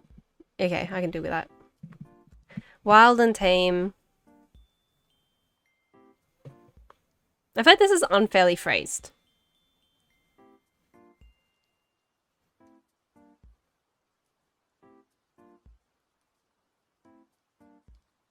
I think I'm pretty tame. Because, like, compared to the adventurous versus whatever question.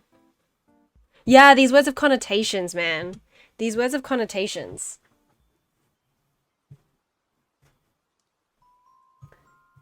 How do you do on a tour? What do you mean? How do you do on a tour?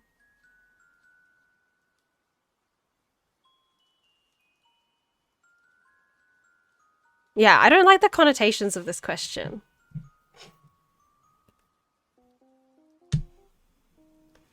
Like, based on connotations, I'm like 100% tame. Pretty much. Like, I am not out there wilding. You know? If you were on a tour somewhere, would you follow rules, listen, blah, blah, blah? Or maybe go somewhere else? Oh, okay, that's fair. My answer to this question is I would never go on a tour because I like to go places myself and do my own thing, right?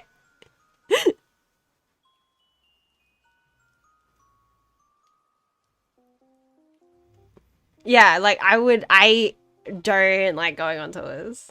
I don't do it. Yeah. I don't do it unless it's like a group thing or like my family, you know, and then I'll just join them. But oh, like school trips too. School trips, I'm never interested enough to wander off on my own. I just kind of drift off at the back of the pack, you know what I mean? Like I just kind of fall behind and catch up and whatever. Someone get told, "Hey, hurry up, we're waiting for you." But I never like go off and explore. I'm never like interested enough to explore. I'm not listening though. I'm just like following the crowd. Oh, true. You just biked on your own. That is pretty crazy and unsafe to just because you're like a kid. Well, not like a teenager. That's a kid. That's pretty wild. Okay, to the fic.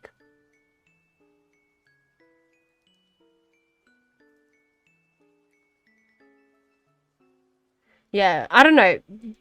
Do you guys judge this as a connotations question or not? Because the other one, the adventurous versus other thing one, I feel like that covers the tour definition,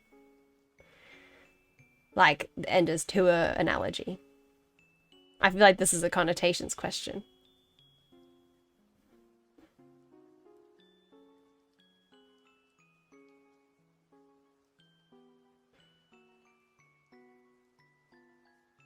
I don't know. Reckless, I'm reckless, but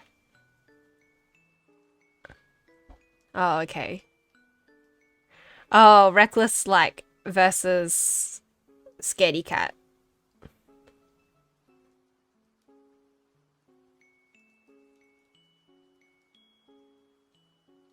We've had rule abiding question though.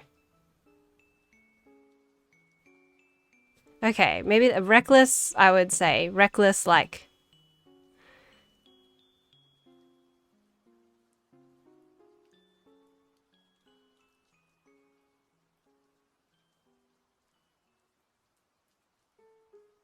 okay. I don't know. I did climb a wall and then fall off it. And that's not out of character for me. So,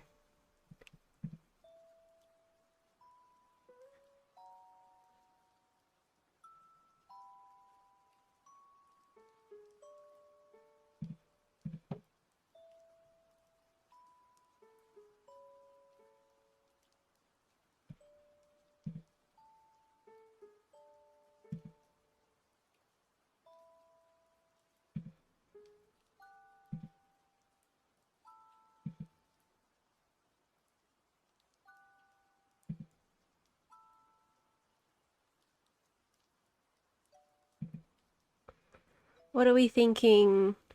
I'm just gonna yeah, just gonna go next. Whatever. I don't care. Deep and shallow.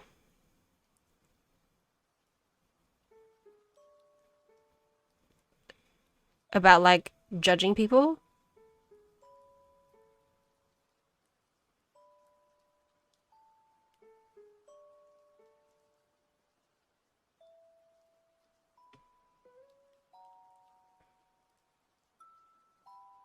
Okay, skip it. Yeah, it sucks too.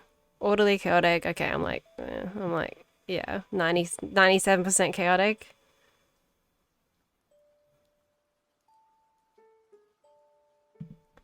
Masculine, feminine. Oof. This is a loaded question, I think, also.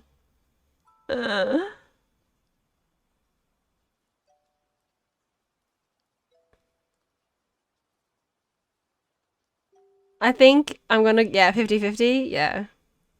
Blue collar ivory tower. Um,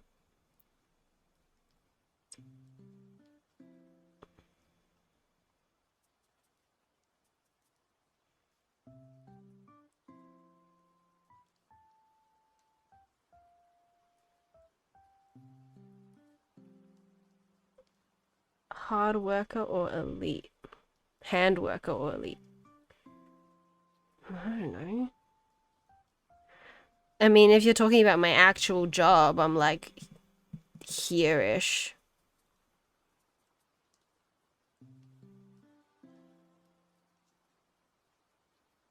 You know? Yeah, let's take this literally. My actual job. My actual job is like here.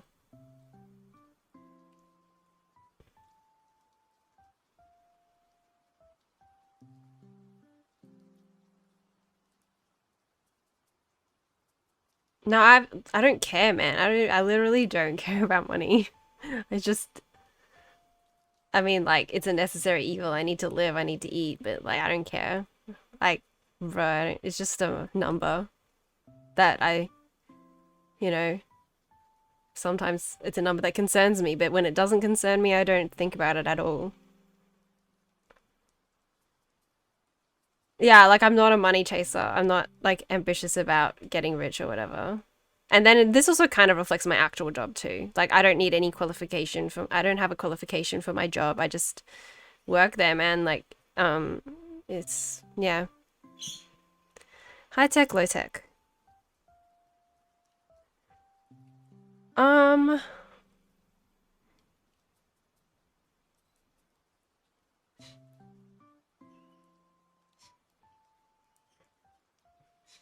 um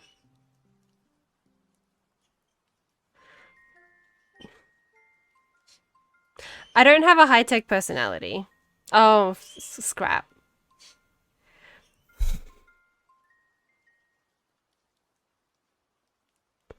Okay.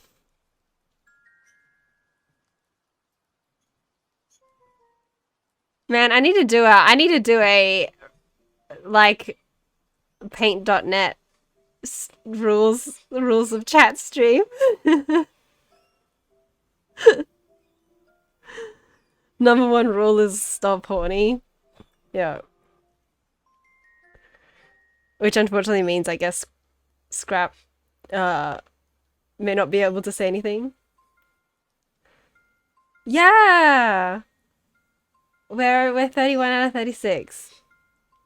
What do you think about this, Odd? I hate this question because like in terms of personality, right? I'm not like a tech, your tech guru. Like I know the answers to some technical IT questions. I can troubleshoot. I have that skill.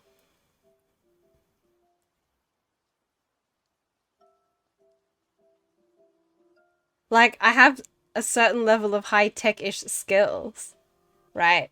But I don't think that like I don't you're high tech based on education and skill. Yeah, but this okay. Okay, I'm high tech based on education and skill. Okay. How high tech though? How high tech? Oh my goodness, if it's based on education and skill, man, I'm way bro, I know like 3D modeling I use like 3D modeling softwares, physics simulation softwares. Like I used to code that stuff, man. In my uni days. Oh, yeah. I used to use all that like machinery, learn and adapt to tech. Okay, I like that interpretation more. High enough to prefer. Okay, shut up. Shut up. Okay, we're moving on. I'm gonna leave it 87%. I'm a Dvorak user.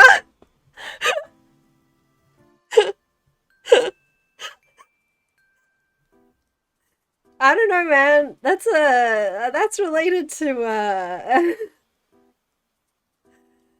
I don't know, man. It was a creative solution to an annoying problem. Having a Linux like second machine is fun. It's fun. You learn a lot about like computers. You just learn a lot about how to work around stuff and um find your own solutions to things. Don't expect anything to work straight off the bat. You done a bit really bad. That's cool. That's cool. I used to want to do that, and then I decided that I was way too lazy. Yeah, no, I use Linux on main. I had one laptop. It was like 6, 7, 8 years old when I was using it through uni.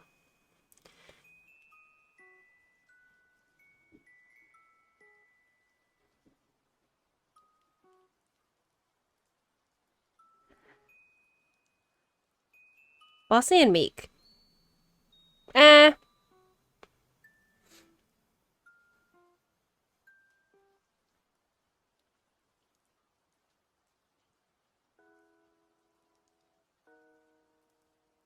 Yeah, no, definitely use the laptop you don't use. That's a good. Yeah. Right now it's just server stuff. Yeah. Yeah, Linux service is the way to go. Like, it's just. I feel like that's like a really strong use case.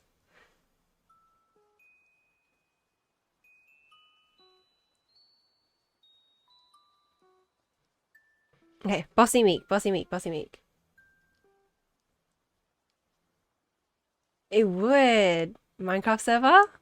Offline chat Minecraft server? Oh, Minecraft streamer? uh. Oh, you have a Minecraft server? Really? 55% bossy. Yeah, okay. I feel like I am slightly more bossy than meek. I'm no sheep. But I'm not bossy either. Obedient, rebellious. Yeah. I don't know. This. Yeah. Minecraft server in the Sumo Disky. Yeah. When you get that ready. When you got time to get that ready. Or Ari, if Ari, you set that up. Yeah. Obedient? Dude, sumo.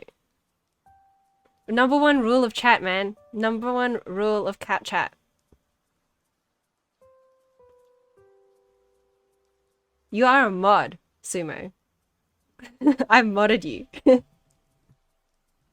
My one and only mod. Wait, I was gonna mod Odd as well. I forgot. Where are they?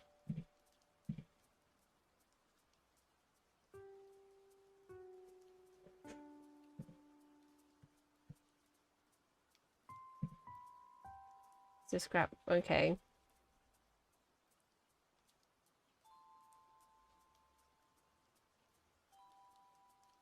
You're both on your first warning.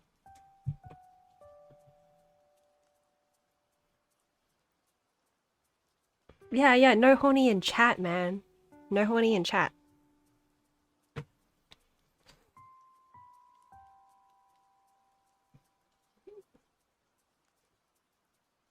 I feel like.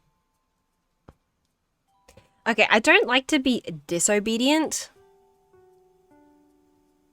You know? I don't like to be disobedient. But I would say I'm more on the rebellious end. But not like way up, you know? I'm like here-ish, you know? I'm like there.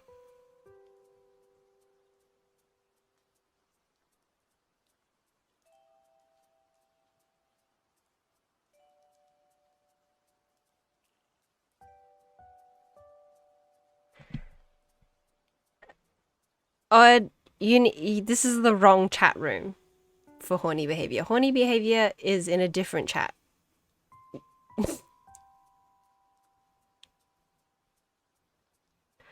And ironically, Odd is modded as promised. Wait, let me.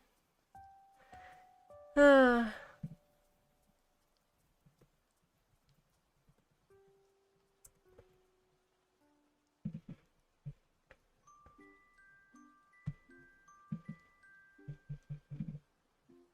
There we go.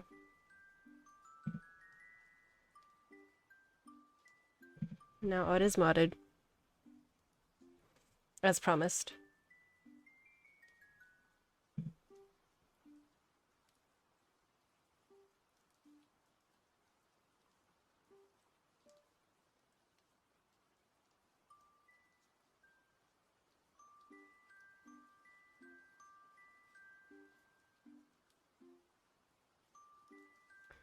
I don't know. I don't hate horny. It's just no horny in my chat.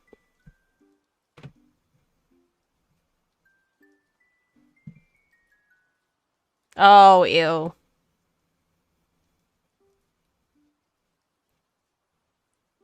Yeah, real horny I don't like. Joke horny is funny. Joke horny is funny.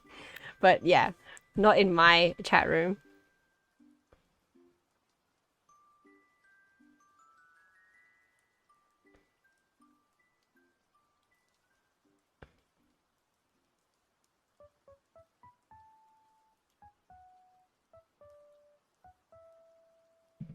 Cat alpha?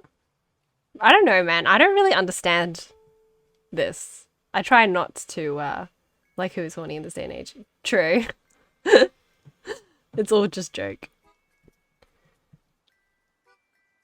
Oh, Ender disagrees. I see. Okay, you do you.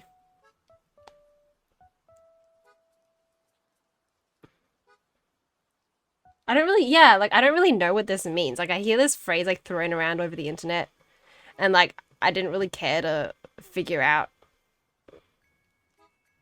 All I know is beta is used as an insult, and then sometimes alpha is also used as an insult, but beta slightly more. You love being beta. Okay. It, I noted. Don't know what that means still, but noted. Alpha, you think you're superior. Oh, I know I'm superior. Okay, I'm alpha. I'm alpha as hell. Oh, you skipped this question. Okay, I'm no coward. I'm no coward. Whatever, I'm alpha.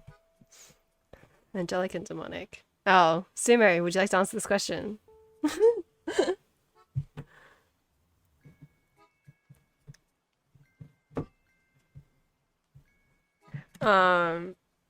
Bro, I don't know. I don't think I'm either. I'm just some dude, man. I'm just some guy. I don't feel either way. I can be your angel or your devil. It's true. It's true. I could be your angel or your devil. I can also be pretty mean though. I'd be pretty mean.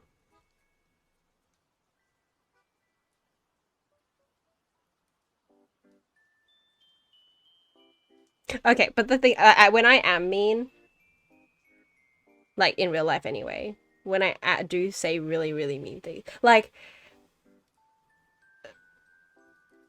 I don't say mean things to like bring people down, but it's like if somebody really needs a reality check, I will bring it to them. Like I will do that. I will not hold back. If someone needs to uh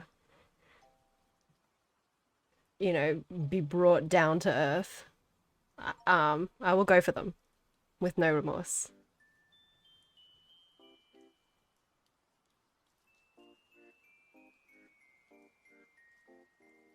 Yeah, justice. That's justice. That's justice. So that's why I'm like I feel like I'm halfway. I don't know. You guys think 75 angel, but I don't think I'm either way. I think I'm pretty in the middle. Justice versus vengeance. Oh, okay. Justice versus vengeance.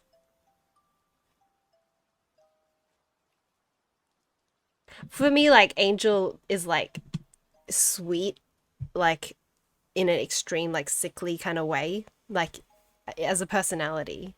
If someone's like, "Oh, I'm just Angel, baby girl. I do no wrong, and everyone loves me, and I'm kind, and I bake people cupcakes, um, and low key, everyone's intimidated by me and doesn't want to get on my bad side."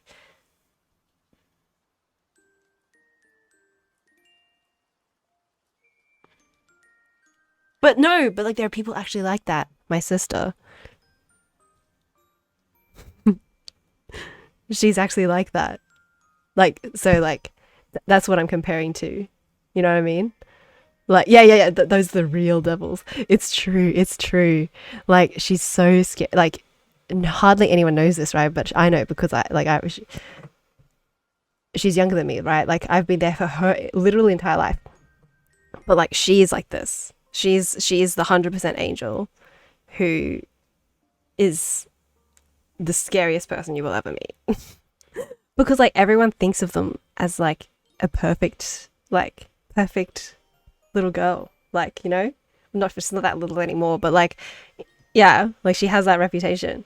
Whereas I definitely have the opposite reputation because like people like to group like siblings, right? They like to group people, right? They just group you and your sibling together, especially when there's just two of you.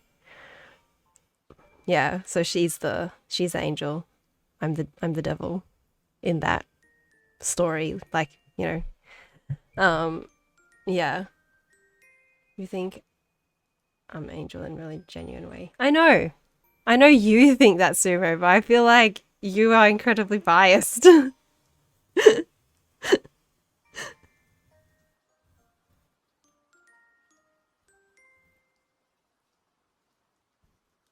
I just feel like you're wrong on that.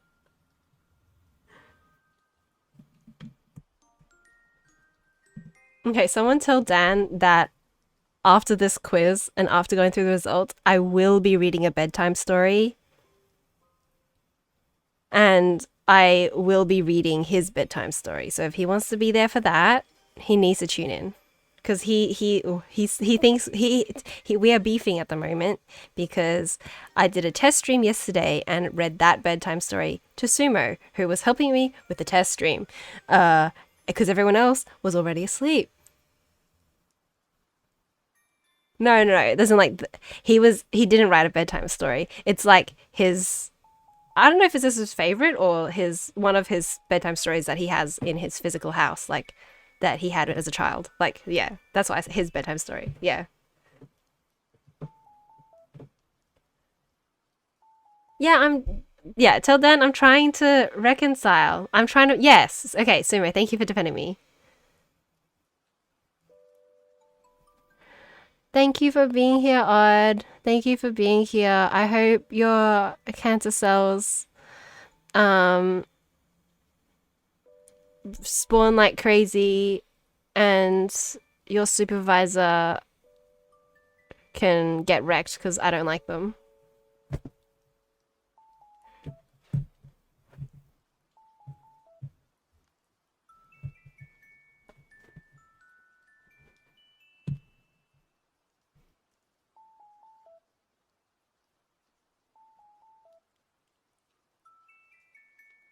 Yes, and yeah, you missed this. Trap streamer in a choker is uh odd, and they are my pretty friend IRL.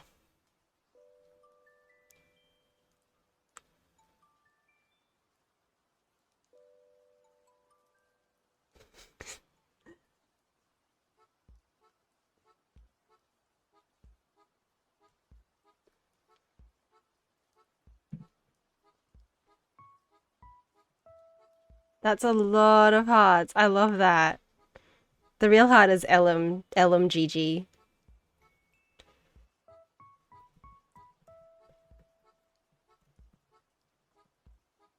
I think Dan has me blocked, so he can't see the message anyway. Anyway.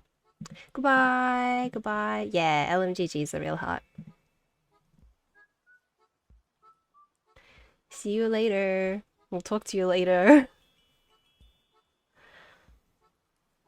Have a good afternoon. Oh wait, yeah, true. Somebody else. Dan has blocked both me and Sumo. So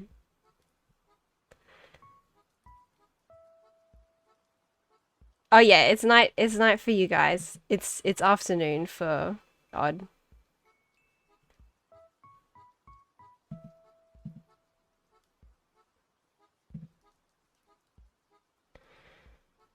Okay. Angelic Demonic. What do people say? Oh yeah, I said that Sumo's biased, so I don't trust his opinion on this. Um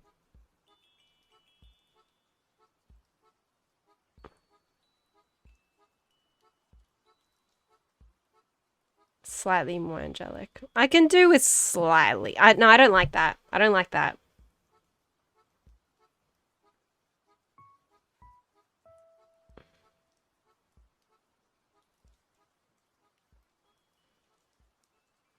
Yeah, but I feel like that's in the middle. That's like being really straight rather than being sweet as opposed to harsh. Or yeah, no, I don't do character attacks. I don't respect that. I don't like that. Yeah, so I don't do that, but I don't flatter people.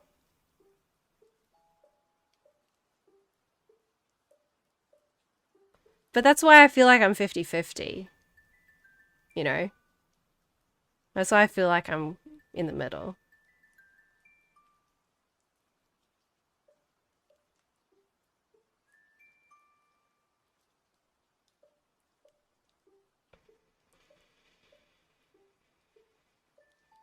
Okay, I'm just gonna. I feel like you guys are biased in that you think I'm very nice, but that's also kind of because you don't know me that well, to be honest. I don't know. Like it's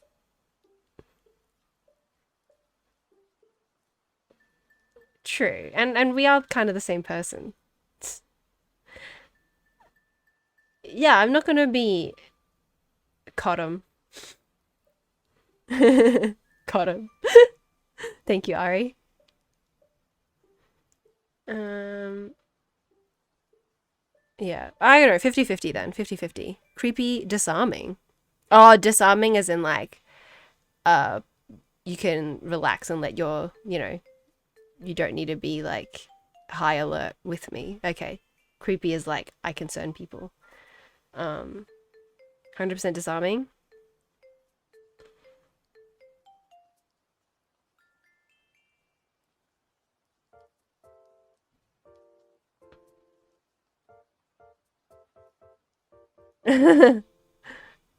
Okay. Well, yeah, your singing is good. Your singing is good. Wait, I think I have a screenshot. Um, man, I have to find it and send to you later. Um, Weekry's friend, opera singer friend,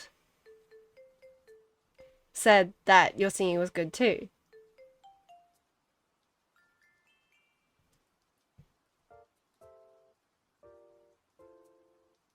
Yeah, yeah. Yeah, yeah, they did. They did. I have to find the screenshot. I screenshot a chat. Because, like, we watched the VOD, the Africa VOD, with their opera singer friend, and they were like laughing and laughing because it sounded so bad, like, with all the delay. And then they like randomly skipped to like different points of the video and they skipped to you singing, and they were like, oh, this is good. They're like, oh, this is actually good. So I have to find that screenshot. I remember screenshotting chat because you weren't there and because I was going to show you, but I forgot. Dude, you do sing well. You do sing well. And this is the person who had to fix all the audio for that first recording because like I totally messed up the audio recording, so like I had to listen to everyone singing over and over and over and over again. So I well know. I well know.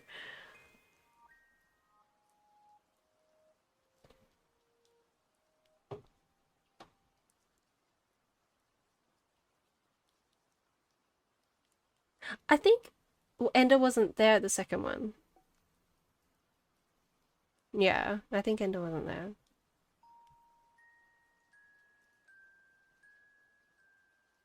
Yeah, yeah, that's true because it was a Saturday morning.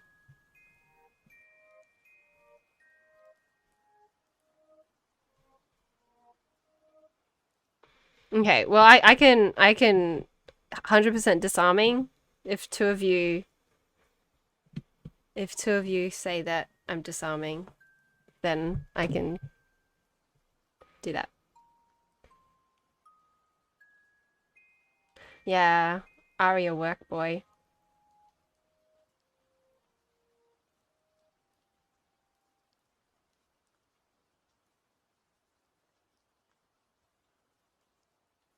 Yeah, okay, cool. There we go. No, get results immediately. Let's go. This is going to be really interesting because a lot of these characters, I bet I'm going to have no idea who they are. Yeah, it took a long time, man. It took a long time.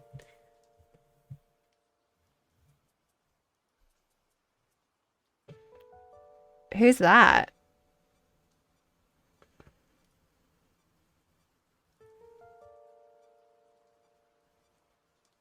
Yeah, I know. I took 2 hours on a 2 minute quiz, man. Daisy Sky Johnson from Agents of Shields. What's that?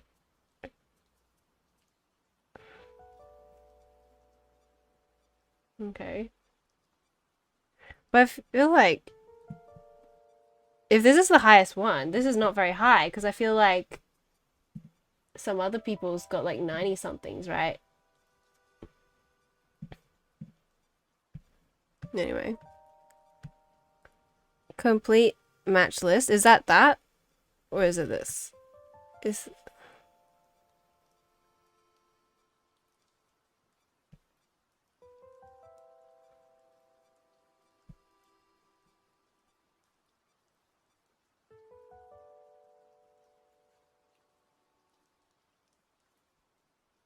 Wow, this is so much text. Oh, is this button?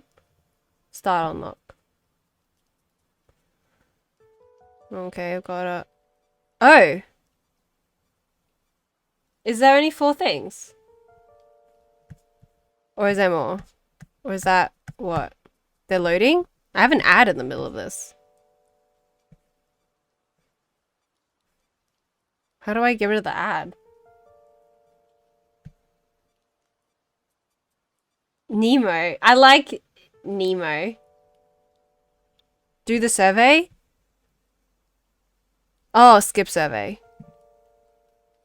Okay, cool, cool, cool. Tris Pryor. I don't know the Divergent series. John Connor. Terminator 2. I know a John Connor IRL. um, Nemo, Robbie Keane, Harry Potter. Is that a good thing? No, no, they're like a random person I met. I like in a I don't wait, the only person I know here is Nemo.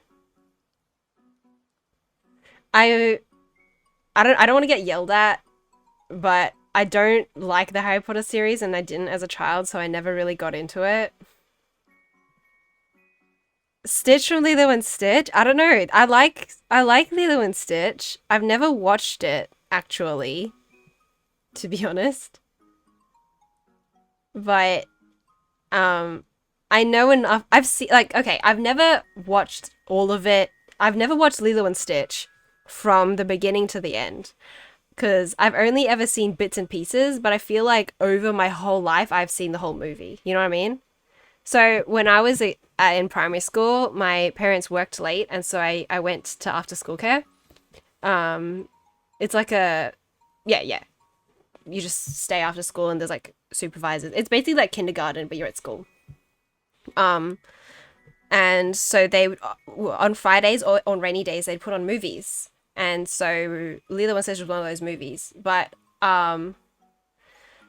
I never like sat down to watch like the whole thing, right? Because sometimes I'd go play, do other things, or like go home. And so I've never sat down and watched the whole movie, but I feel like I've seen the entire movie just over the 7 years of schooling.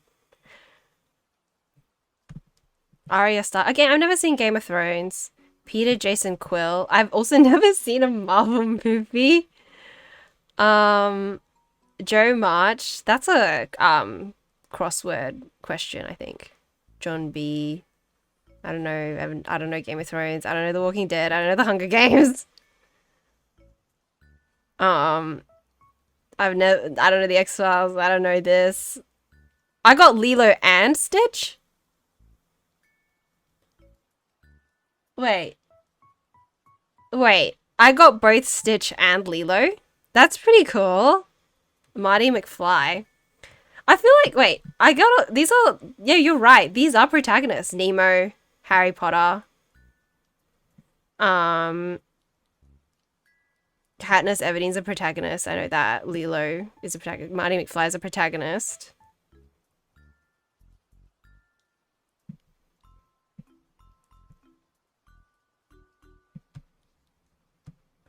What else? I got Aladdin from Aladdin, man.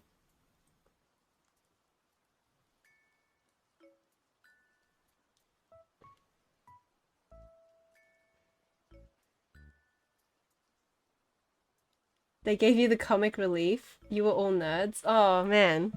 Where did I who's that person? Malcolm Reynolds. Where's that? What number? Malcolm Reynolds. Oh, this one. Firefly and Serenity. I don't know what that is. I mean, it's apt. um, I got Naruto from Naruto.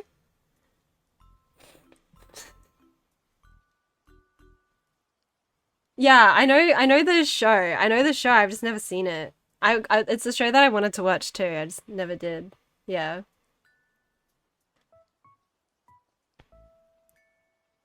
Sirius Black. Han Solo. I don't know if that's a compliment or not. The pronounce the name of the title differently. What did I say? What did I say? What did I say, Crypts? What did I say? Which one?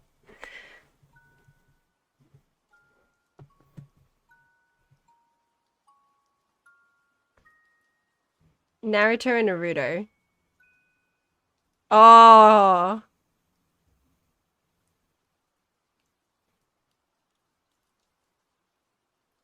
Okay, I don't know. I do say both. I don't know if this is a compliment. Jesse Pinkman from Breaking Bad. Neo from The Matrix. Janice Ian from Mean Girls. I have watched Mean Girls. I have actually seen this. Janice is pretty cool. I can vibe with that. She just like doesn't really care. That's cool. Um, Fleabag from Fleabag. Heck. Bart from The Simpsons. Okay. I don't know.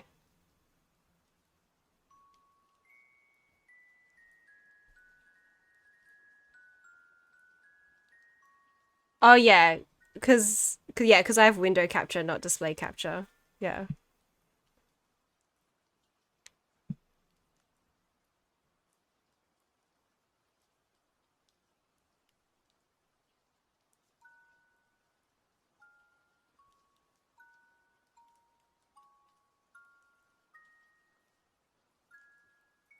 Spike from Cowboy Bebop.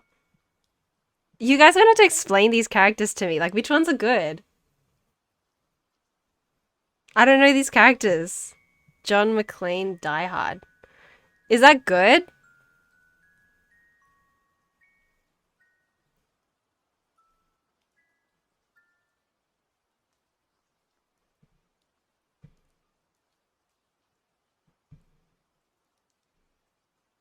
What's a bad character to you?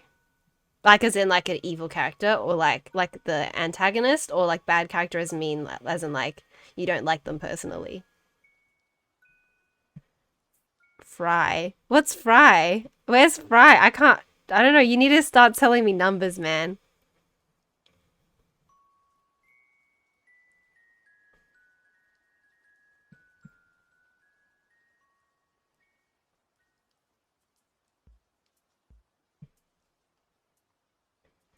Okay. Good night, Ari.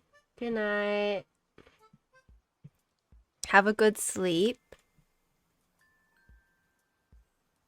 Have a good sleep. Rest well. See you in the morning.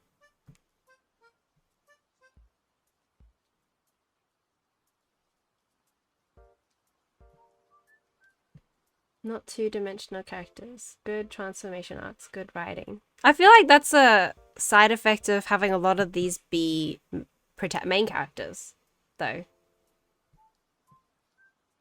And dude, all the ones that you laugh react at, you have to explain because I don't know the character, man. Why is it so funny? Why are you laughing? Who's Kenny?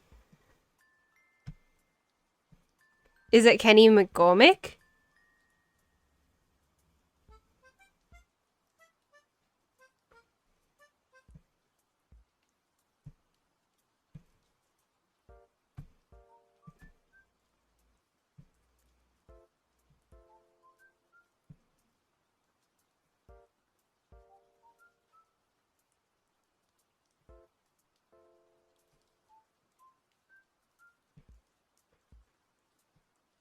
Well, I don't know. I'm just confused because I don't know what a lot of these characters are because I haven't seen most of these shows.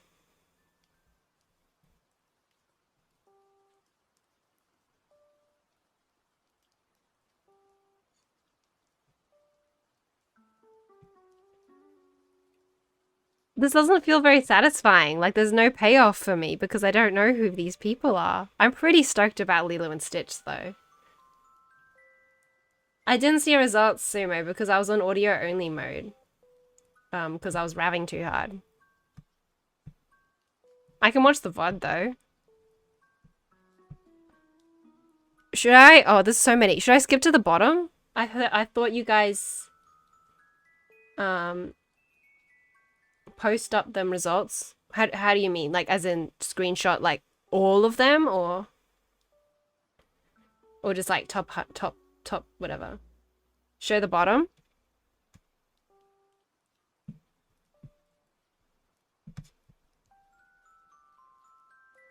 Serena Joy Waterford.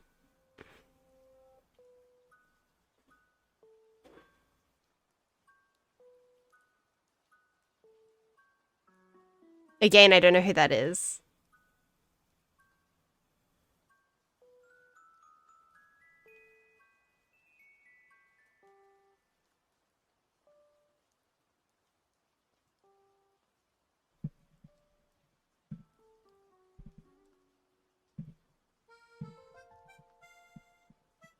So I'm not like these people. I'm gonna scroll up until I find someone I know.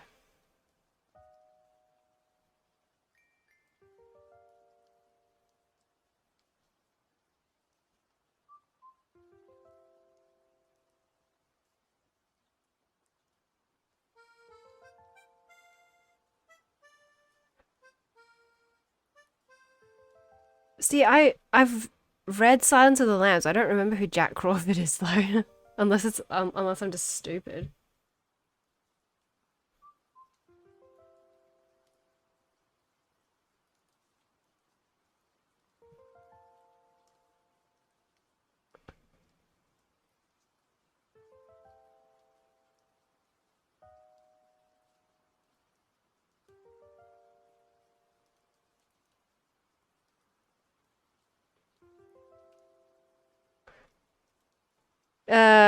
Yeah, I guess the moral of the story is. Oh, okay, I know Mycroft from Sherlock.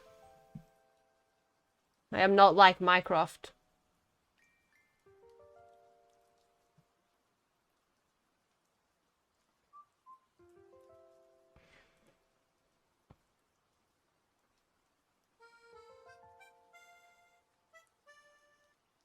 Minecraft.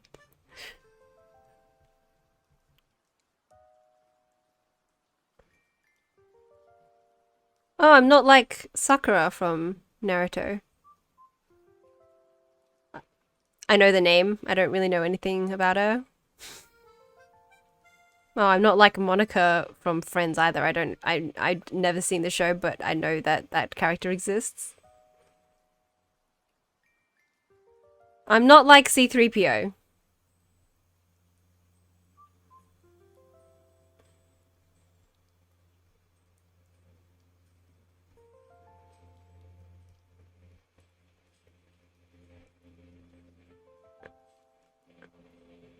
Okay, I don't really know how to judge this. I'm not like Raymond Holt from Brooklyn Nine-Nine. Um, I'm not like Calvin's dad either.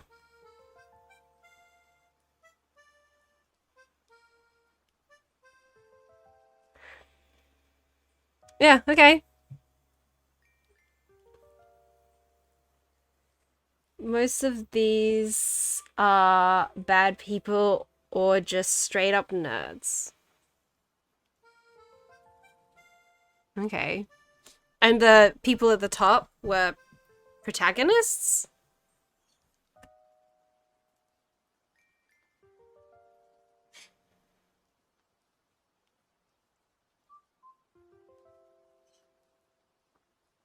Stanley from The Office? I've seen a little bit of The Office. I did like Stanley. He's funny. So I'm a protagonist, basically, is what this is saying. You got mostly helpful characters. And that fits. That's because that's the impression I got of you. That you, like, that you were like the kind, helpful stranger.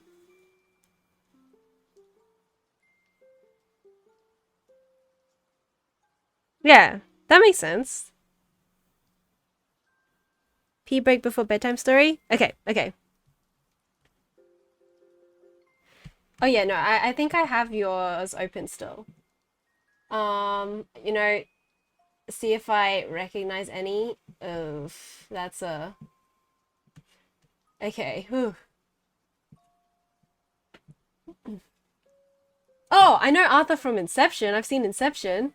Arthur's Arthur's the is Arthur Joseph Gordon-Levitt? I forget people's names. Is Arthur Joseph Gordon-Levitt?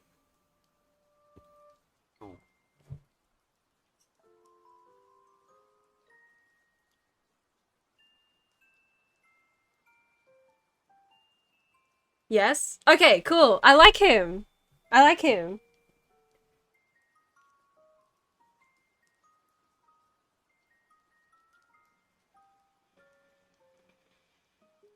Is Arthur Weasley the dad?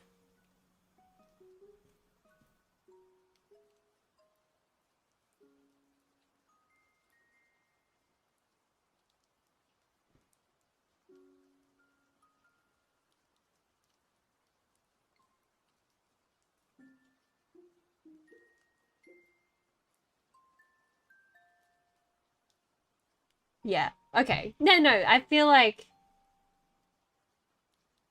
I don't know anything about the character, but like dad vibe, yeah. You know, yeah, yeah. Valentine Wigan from Ender's Game. I've seen Ender's Game and read it when I was little.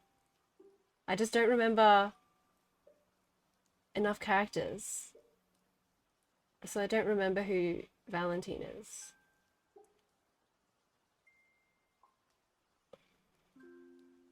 I Peter Mellark Hunger Games. I haven't seen it or read it, but is he the cake guy?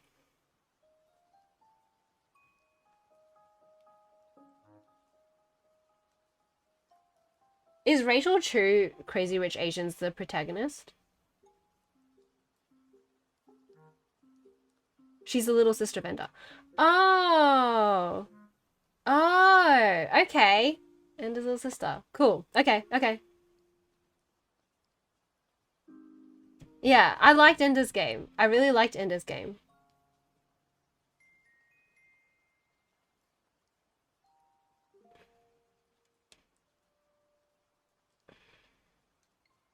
Okay, well, I mean, of the characters that I recognized and remembered, yeah, I remember like Peter was one of the love interests or something, but I don't know anything about the character. Like, I just know from memes. So I don't really, it's not really a character comment. It's just like, oh, I recognize that name. But of the characters that I actually know, I do like those characters. And yeah,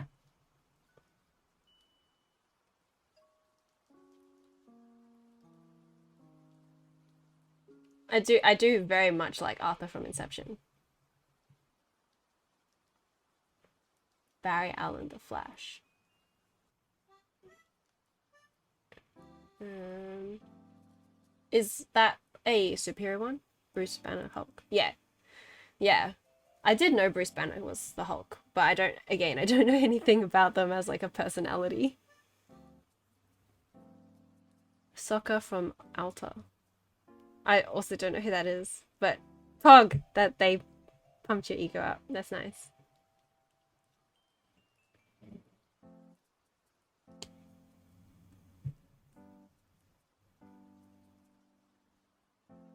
Oh, Avatar: The Last Airbender. Okay, that's cool. I've also never seen that show. I'm glad Skell isn't here. Skell would be raging. Skell always gets mad at me when I say like he like talks about a popular show and I'm like, what's that?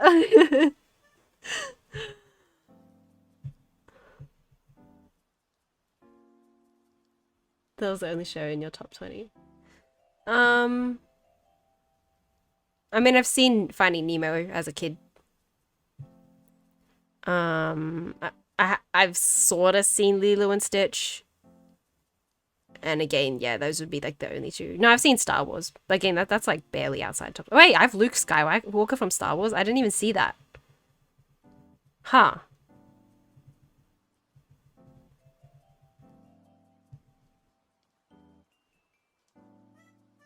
Is that a good thing?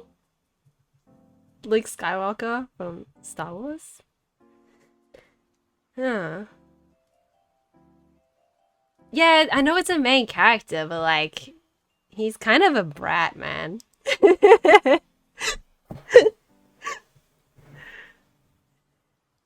He is a main character, but he's kind of a brat.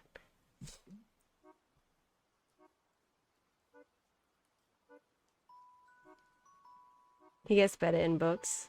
Yeah.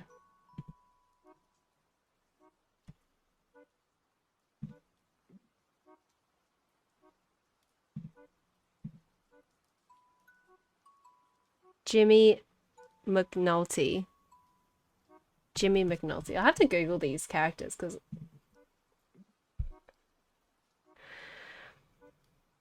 Kat and Suma need to watch more shows down cultured. Would you watch them with me, Scrap? Maybe? I'll watch shows with you.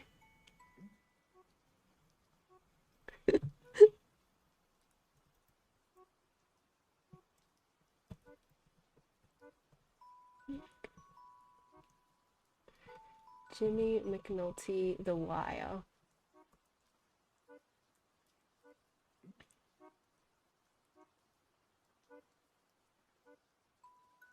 Yeah, The Wire is a show that people shout at me to watch.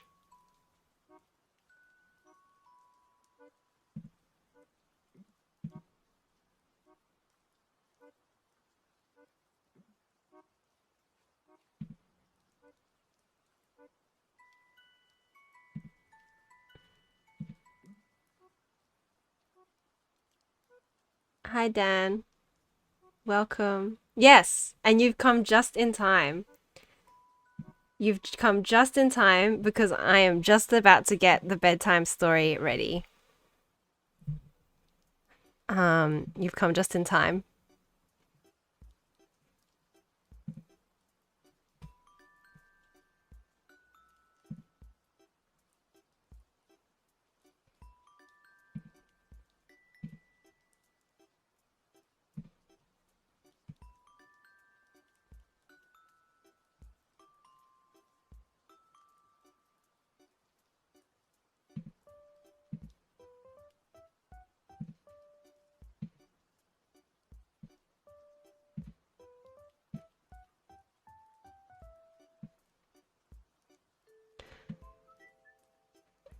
I'm not gonna take 2 hours to read the story, man. I took dude. I did take a very long time with the quiz, and I apologize. I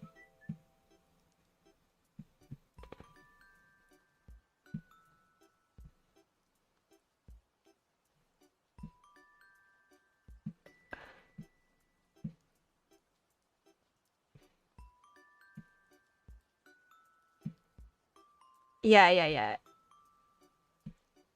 Okay, I'll be quick with it. Okay. Consumer confirmed that this is I did a good job last time reading this.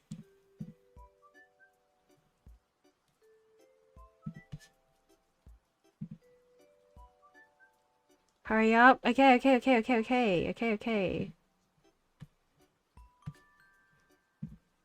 I need to change to sleepy music.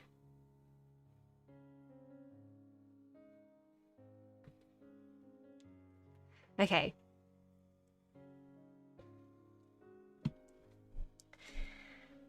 Okay. So yesterday no,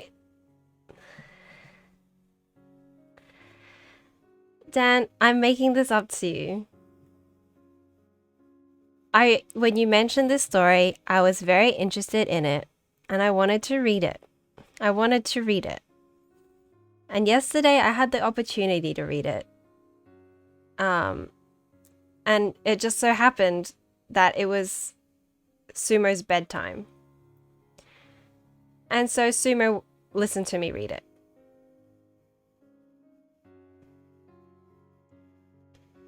This was not because I don't love you, Dan. Because I do love you. In fact, I love you forever. Okay. And this is a beautiful story. And that's why we are reading this all together today.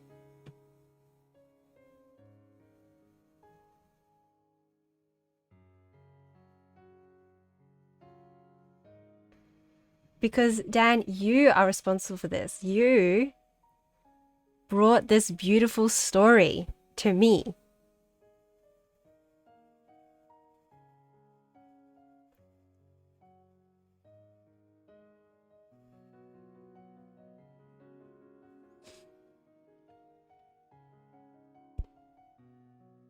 And we're going to enjoy this moment together now as I read this story, okay?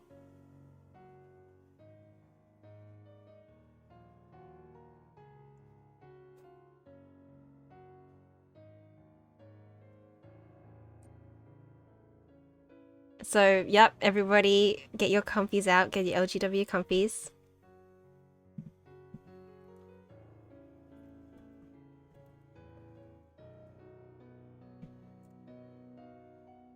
This story does kind of hit hard, to be honest.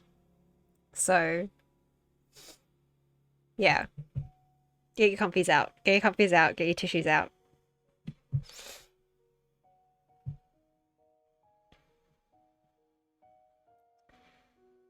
Yeah.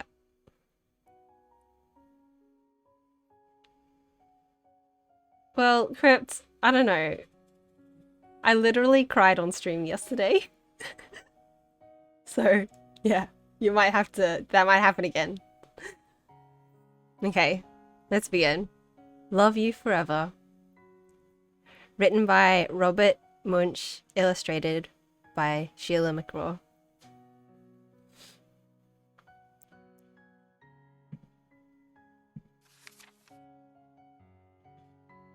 We have mum and baby.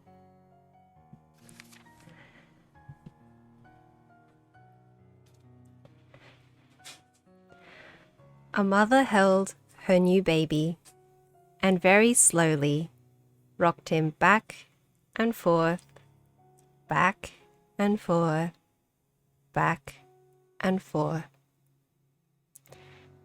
And while she held him, she sang,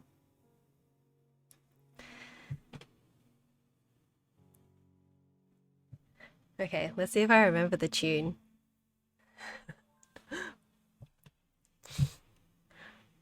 I'll love you forever. I'll like you for always. As long as I am living, my baby you'll be.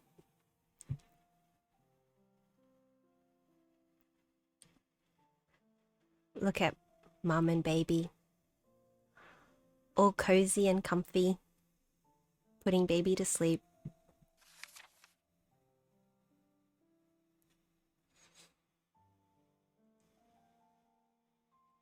The baby grew.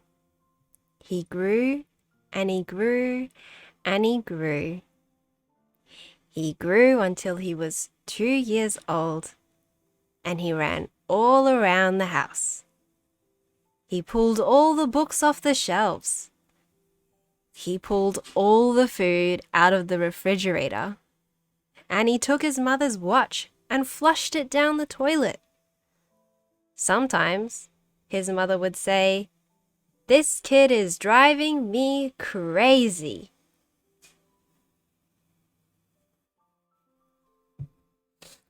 Look at that grubby child. What a gremlin. What a mess. But look, cat. There's cat. Good cat. Yeah, watch this. Yeah.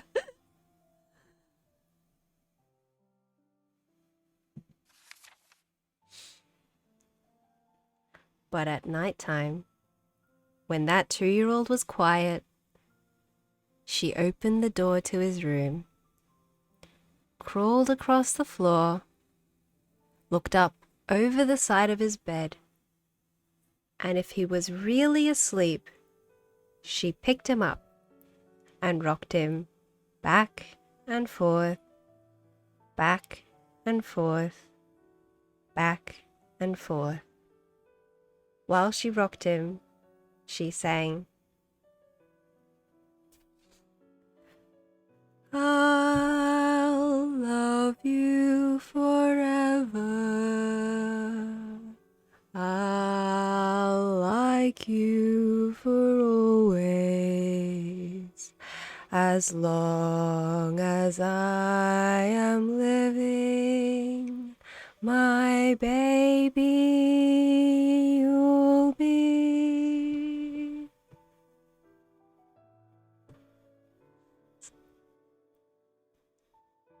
Look at baby, all tucked in with Teddy in bed. I think he's belly sleeping too. That's very cute.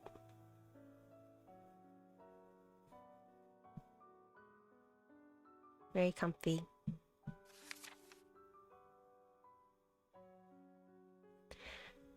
The little boy grew. He grew and he grew and he grew. He grew until he was 9 years old. And he never wanted to come home for dinner. He never wanted to take a bath. And when Grandma visited, he always said bad words. Sometimes his mother wanted to sell him to the zoo. What kind of bratty 9-year-old isn't coming back for dinner? That's such wretched child behavior. Disrespecting his mum like that. Gross. Look at Kitty running away. Yuck.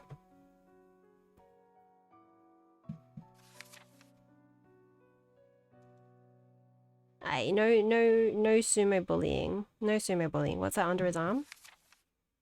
Oh, bro. Yikes. This is a bad kid.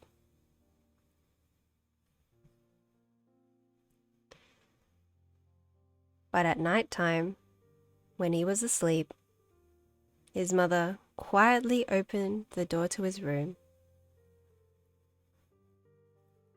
crawled across the floor, and looked up over the side of the bed. If he was really asleep, she picked up that 9-year-old boy and rocked him back and forth, back and forth, back and forth. And while she rocked him, she sang, "I'll love you forever. I'll like you for always. As long as I am living, my baby you'll be."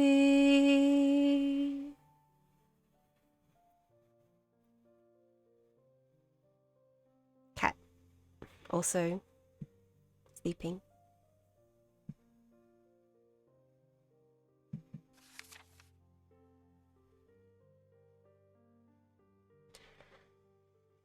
The boy grew. He grew, and he grew, and he grew. He grew until he was a teenager. He had strange friends, and he wore strange clothes, and he listened to strange music. Sometimes the mother felt like she was in a zoo. Look at cat on the ground. Look at their rowdy behavior. Honestly, I think these clothes are fun. These are fun clothes. They're like ugly in a good way. But look at their gross pizza, Sumo pointed out yesterday. It's all sauce, man. That's yuck.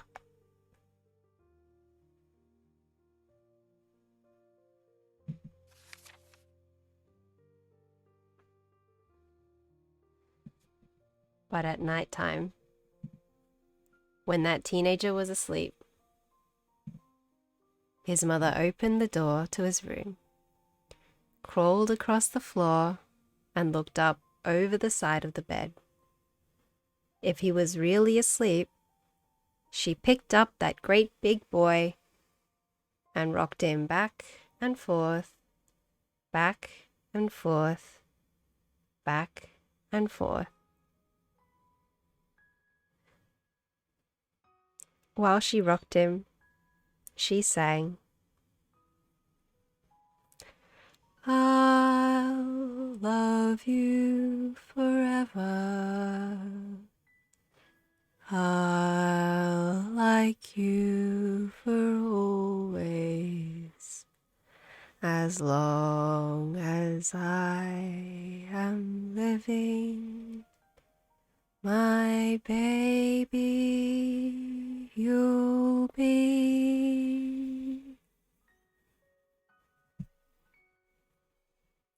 Cat's also sleeping.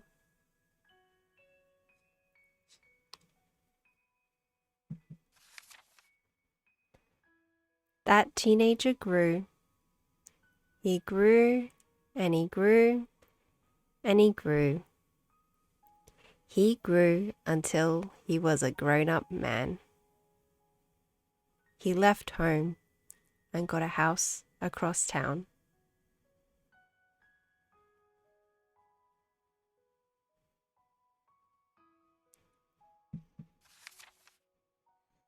But sometimes, on dark nights, the mother got into her car and drove across town.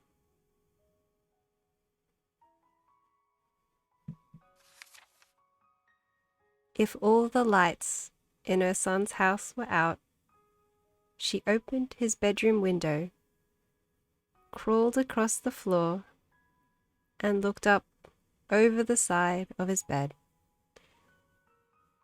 if that great big man was really asleep. She picked him up and rocked him back and forth, back and forth, back and forth. And while she rocked him, she sang,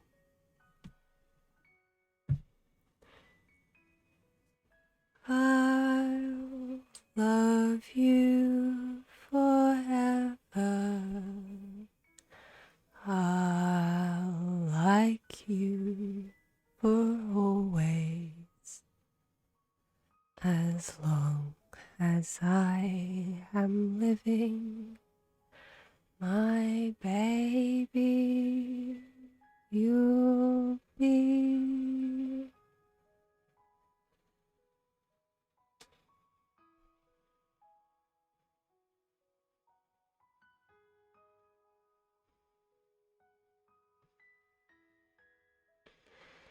The cat.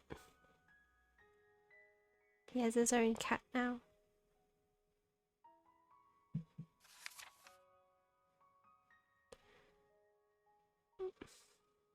Well, that mother, she got older. She got older and older and older. One day, she called up her son and said, "You'd better come see me because I'm very old and sick." So her son came to see her. When he came in the door, she tried to sing the song. She sang,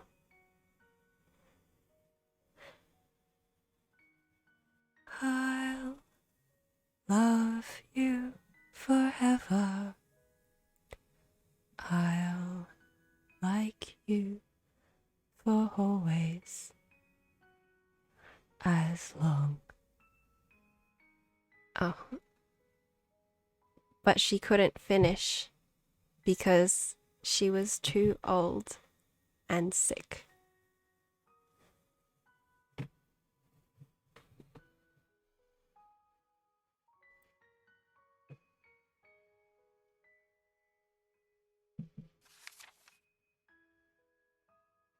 The son went to his mother.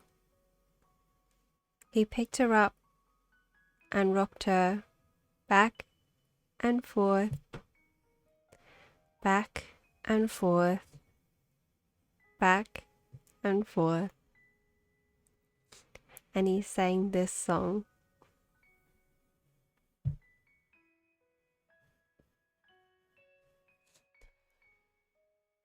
"I'll love you forever.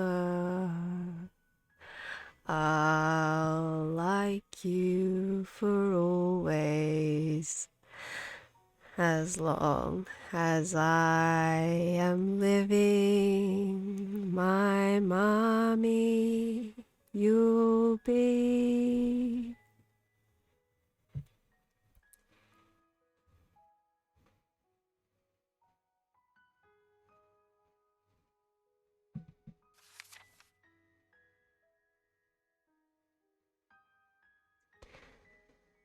When the son came home that night,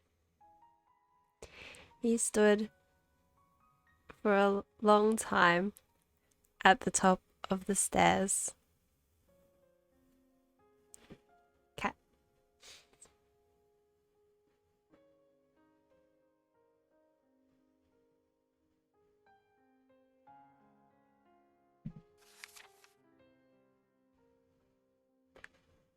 Then he went into the room where his very new baby daughter was sleeping. He picked her up in his arms and very slowly rocked her back and forth, back and forth, back and forth. And while he rocked her, he sang, I'll love you forever. I'll like you for always, as long as I am living.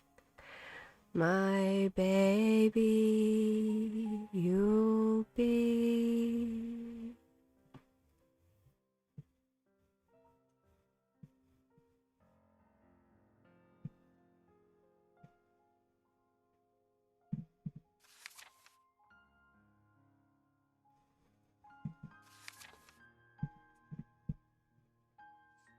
And that's the end of the story.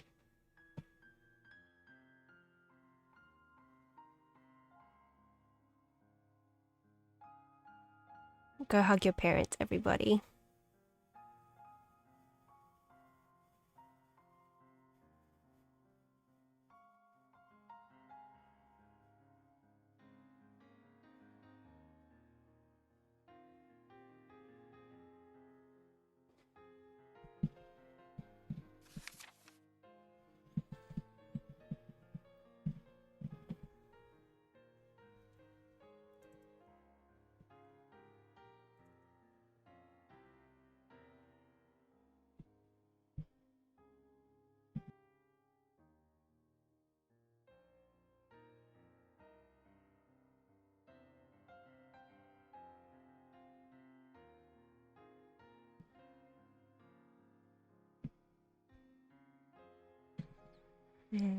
Good night and sleep well, everyone.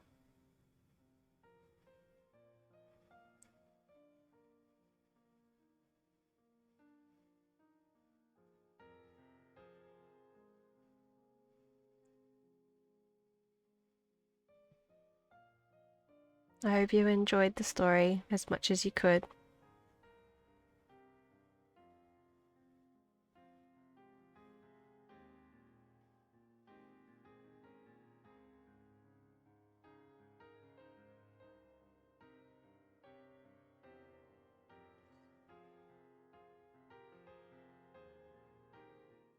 Have a good rest, everybody. Rest well.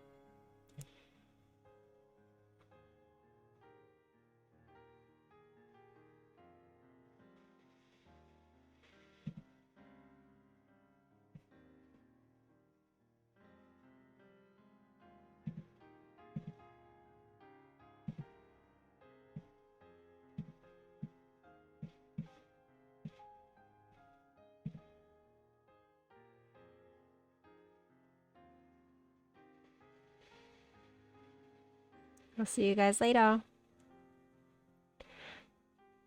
Good night.